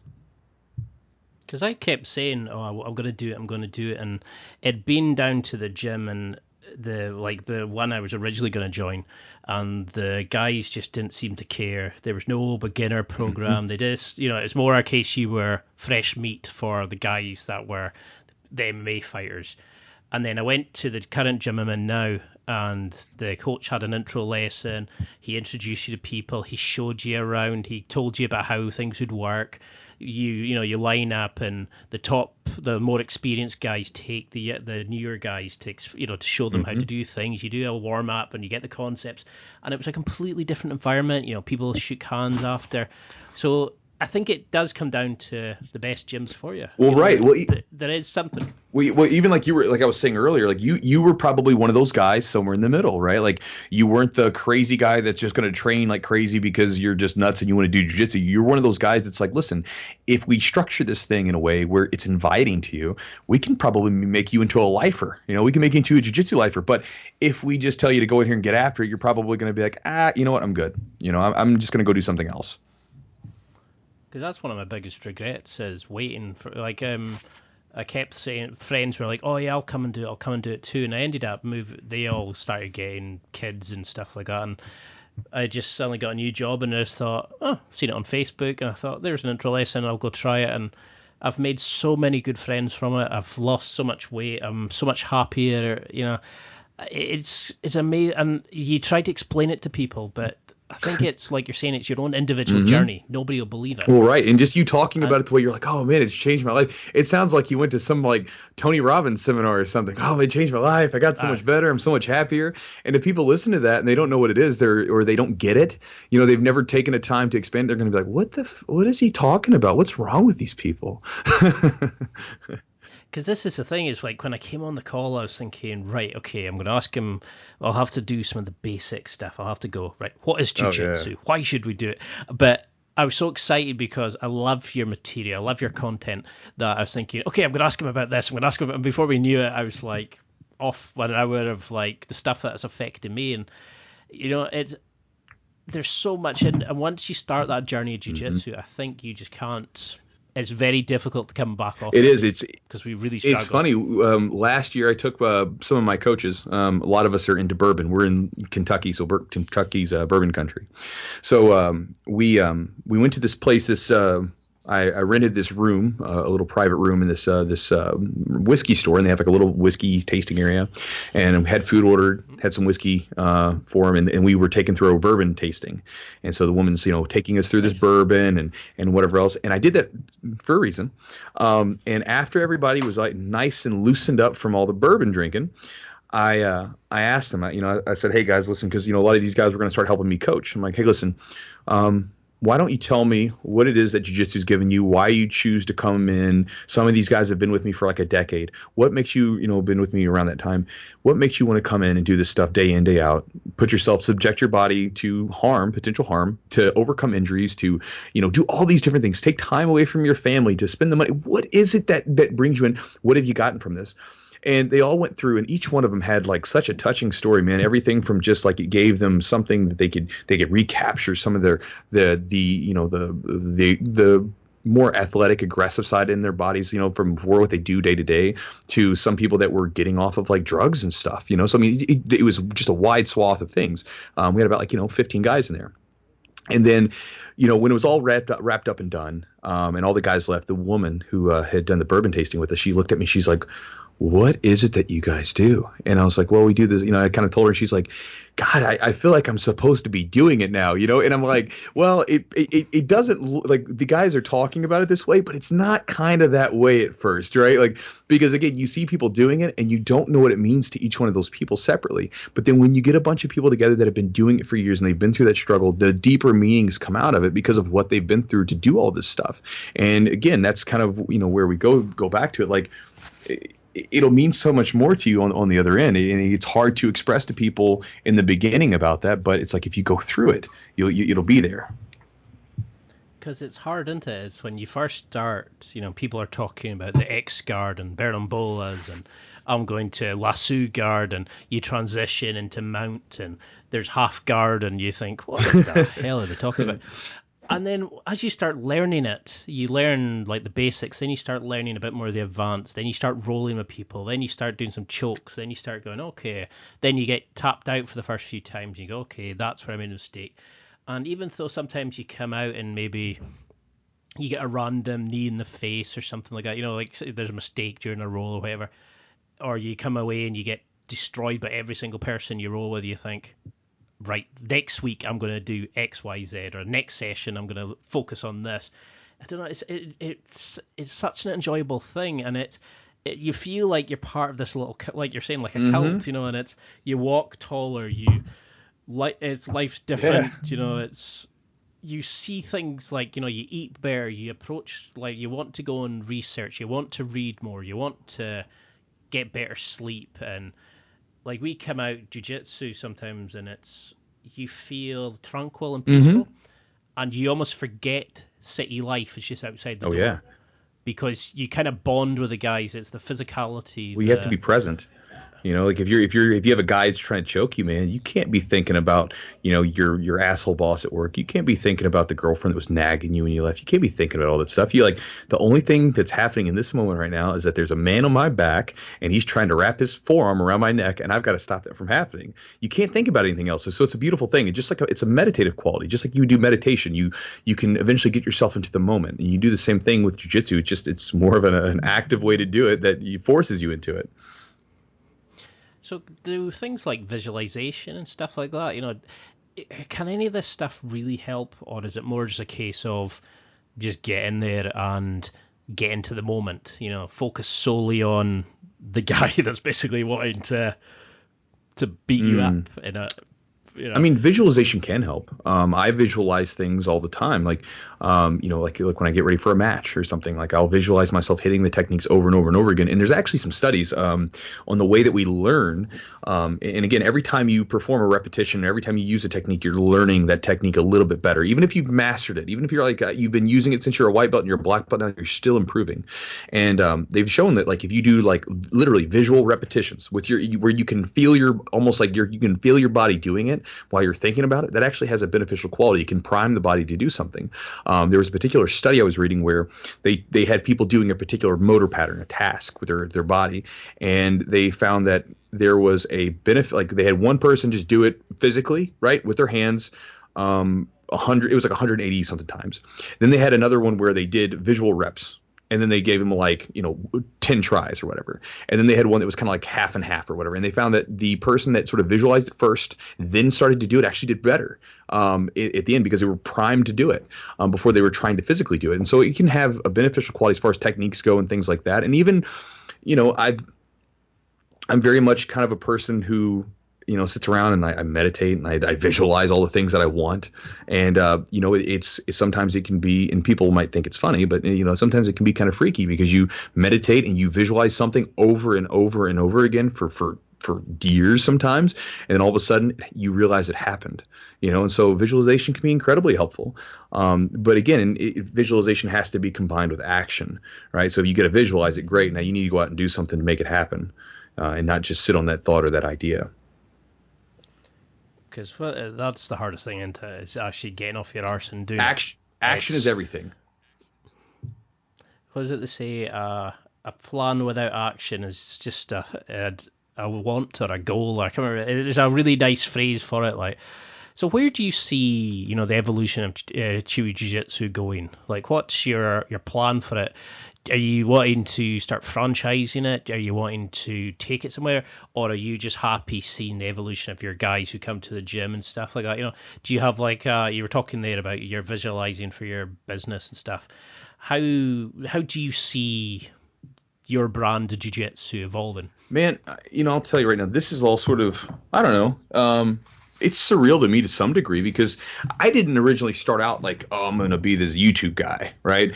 What happened was, if you look back at my old videos, I was sharing mostly stuff with my students, right? Like I was like, hey, whatever, you know, show them how to do stuff. And at the time I started a blog in like 2012.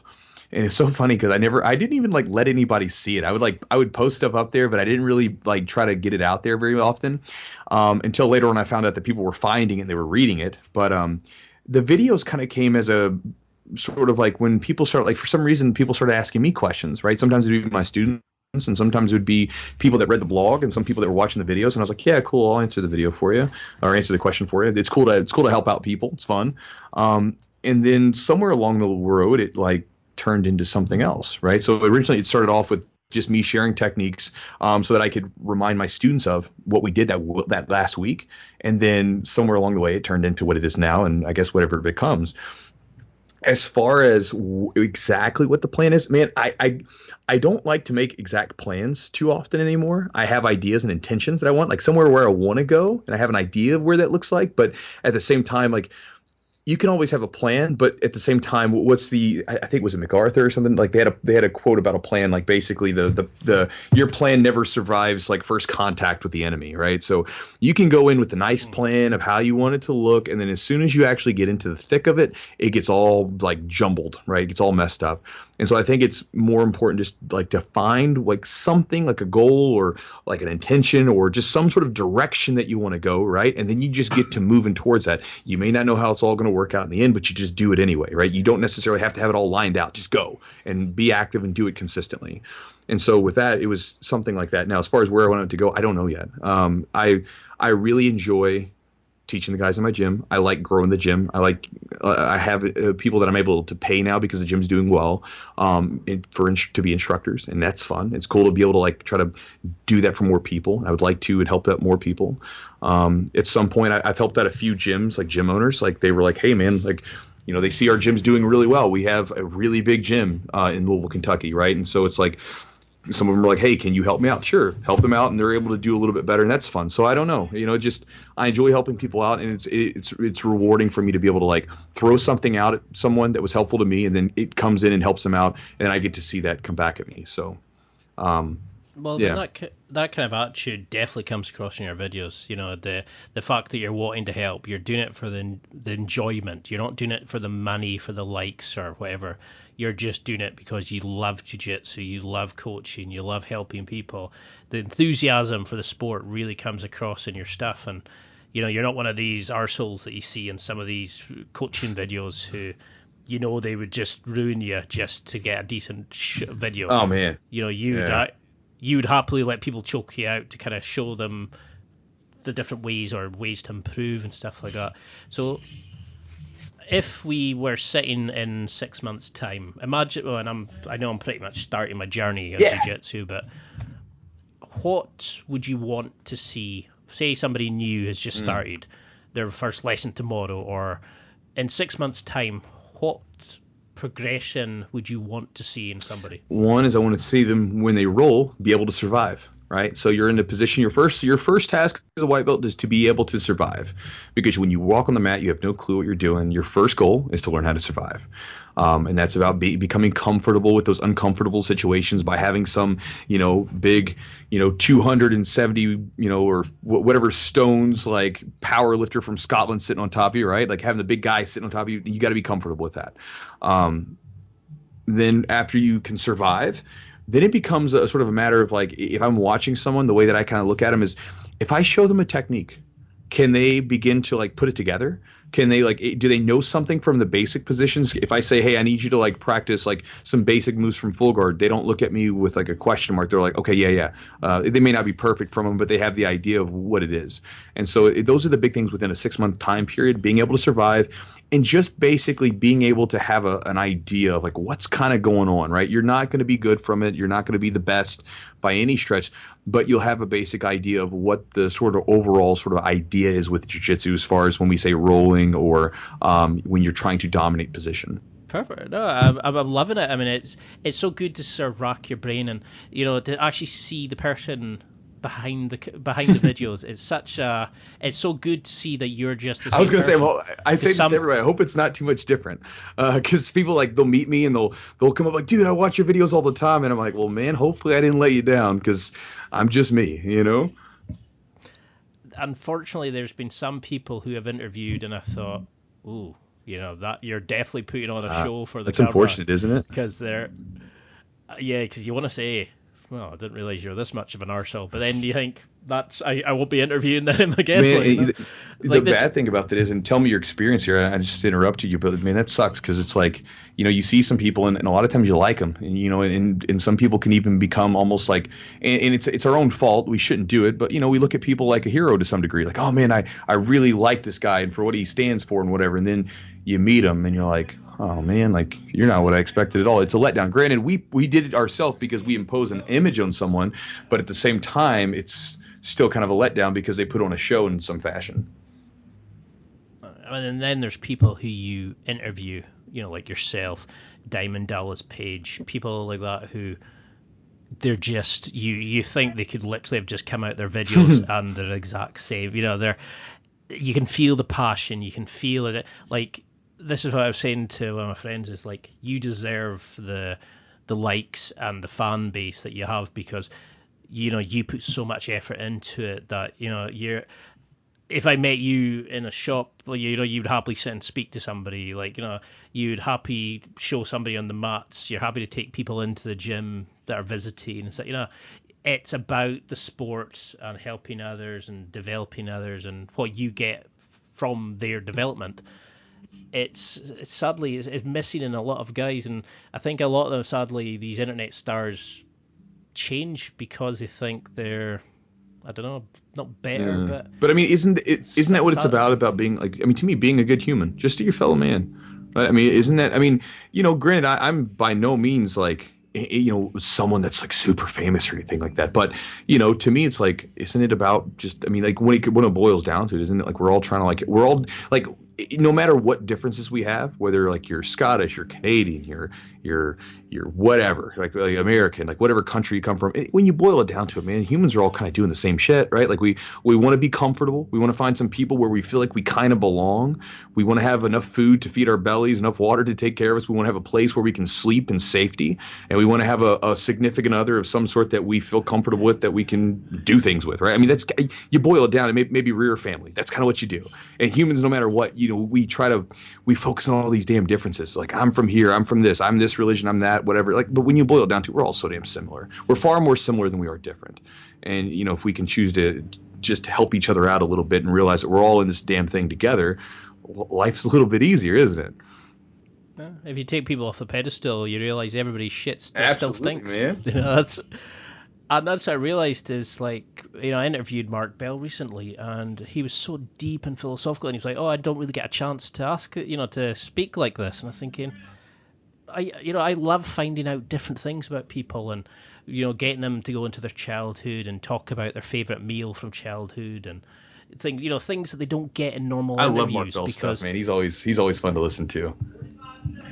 So, I mean, well, that was actually going to be my next question I love doing this thing called the fast break questions. Like, I throw prompts out, and you kind of just answer, the first sort of things that come into your mind. Rorschach test or something. If you were, well, it could get a lot worse. So if you were to go to YouTube, what kind of videos, like what kind of people do you subscribe to? Well, you were talking about like Mark Bell.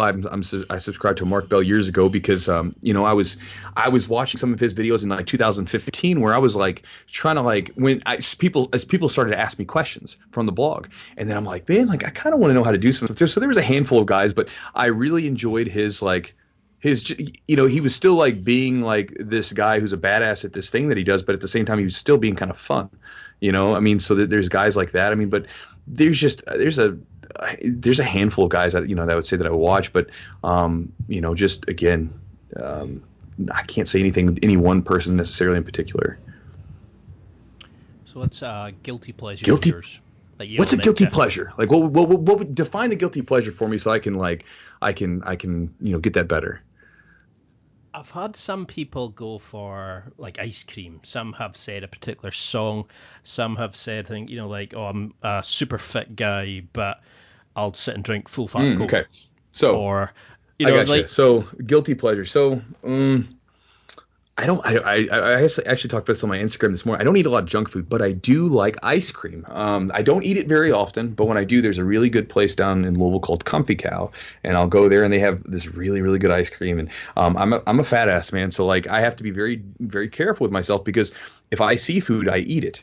And if I was to buy like a thing of ice cream, I'm going to eat the whole thing in one sitting because I'm not a quitter. I'm going to eat the whole thing. And so I go to the ice cream shop and have them ration it out to me because I can't control myself because I don't eat it very often. I don't know if this is a guilty pleasure, but something that some of the guys find funny. I'm such a history geek. So like there was I'll do all kinds of weird stuff. But one day, one of my business partner, Joe, he came in and I was lifting weights one morning and I just got done reading about the Ottoman Empire.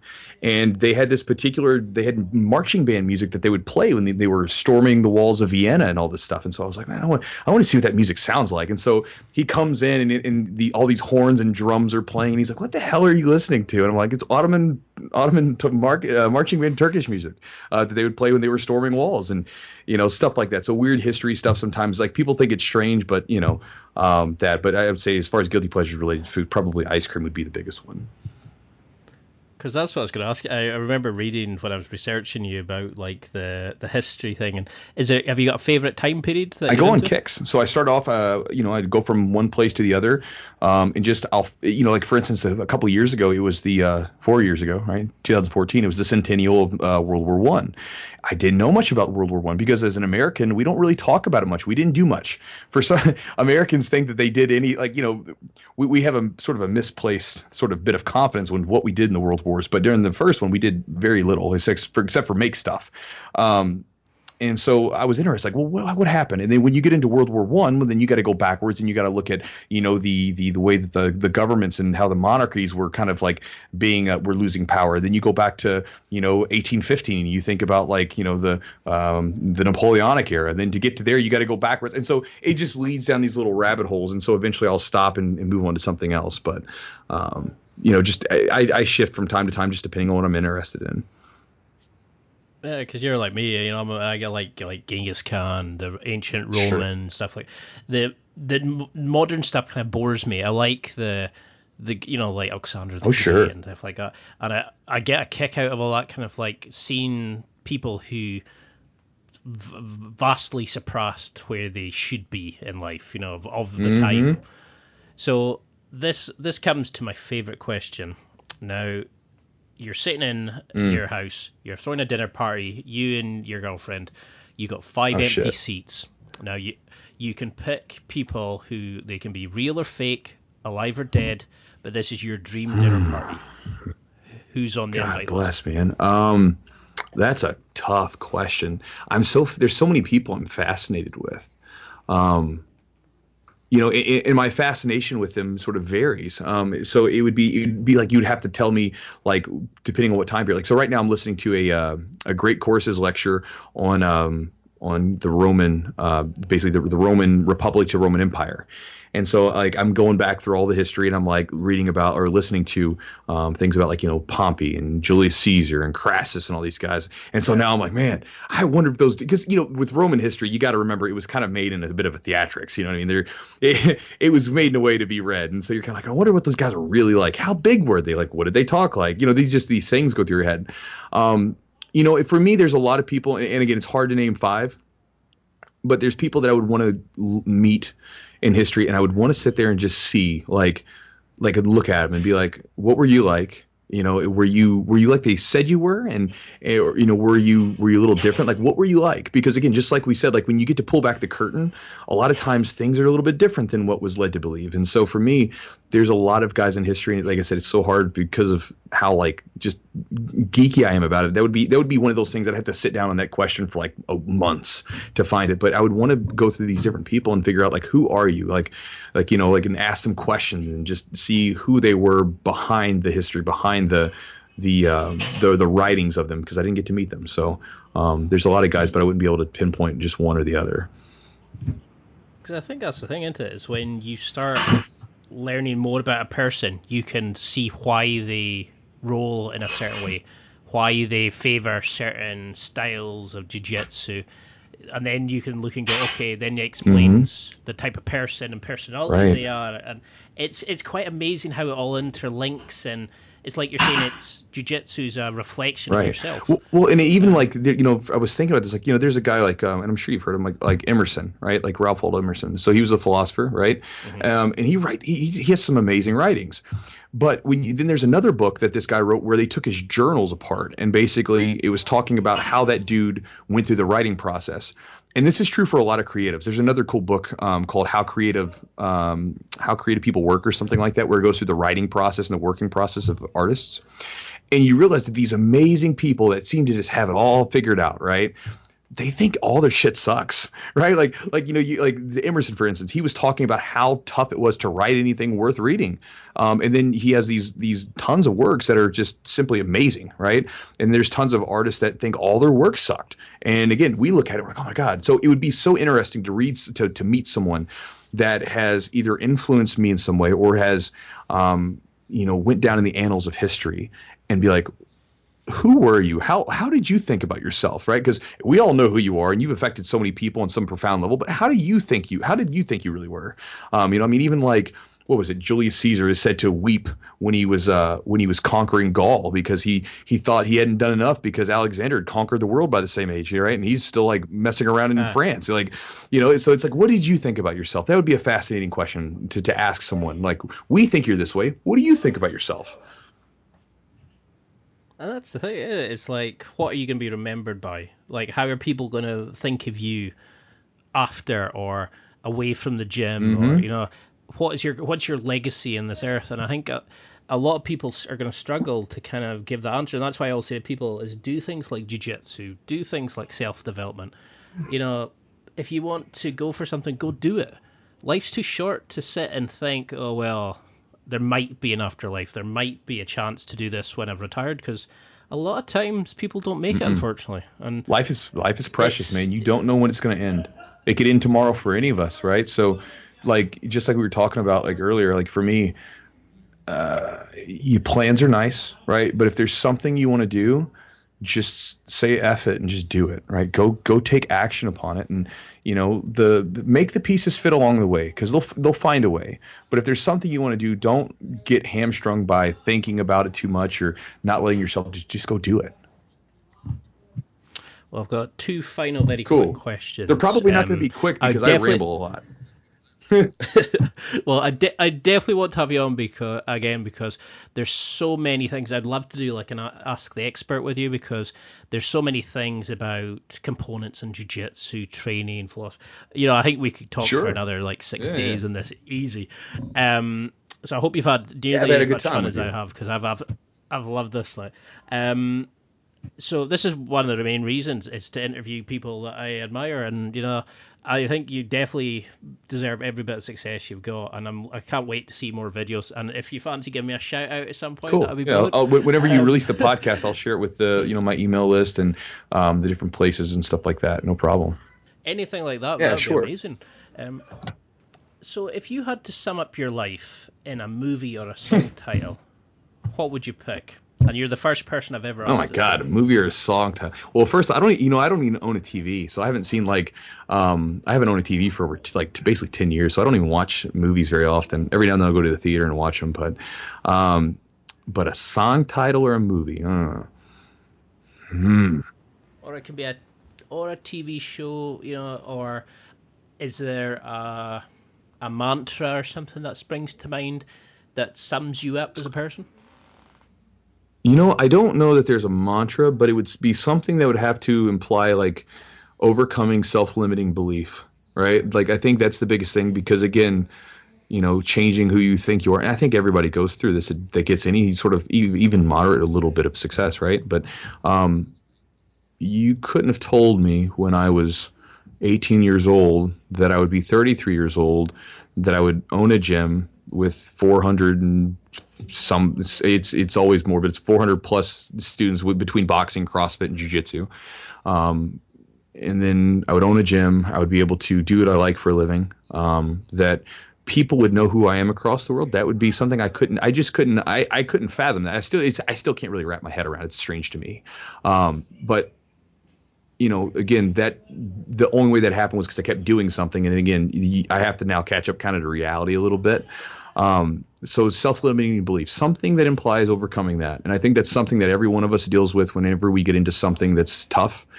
We can't think of ourselves as doing those things, and then it's hard. And then like after we do it, then we kind of play catch up afterwards. Like, you lost some weight. So you probably feel better, but I know that I did for a long time. I still saw myself as the fat guy, right? Even after I had abdominal muscles showing, I was like, I'm still the fat guy. right? I'm still a big fat guy. And so a long time, it took a while for me to like sort of grow into that. So, and then sort of embody that, just like jiu-jitsu, you train the moves, you embody it first, it becomes a part of you, and then you can think about it afterwards. It's the same thing. You go out and accomplish something, you go out and do the damn thing that you wanted to do. And after you've done it, then you can become kind of like conscious of it and be like, oh yeah, I've done that thing. Cool. Like I've changed, I've become better. So something with self-limiting beliefs. That's the long, vague, indecisive answer. Do you know the song title that's just sprung to mind is "Keep on Rolling" by Limp Bizkit. Keep on rolling. The song title, the song probably wouldn't work, but the song title would work. Yeah, keep on rolling. Just keep doing it. Just keep going, right? Like just keep going, and then rolling implies sometimes like rolling with the punches, right? Like just rolling with all the mistakes and all the bad stuff that's going to happen along the way. Well, I can honestly not say thank you enough for this. It's been an absolute pleasure. It's been an absolute joy.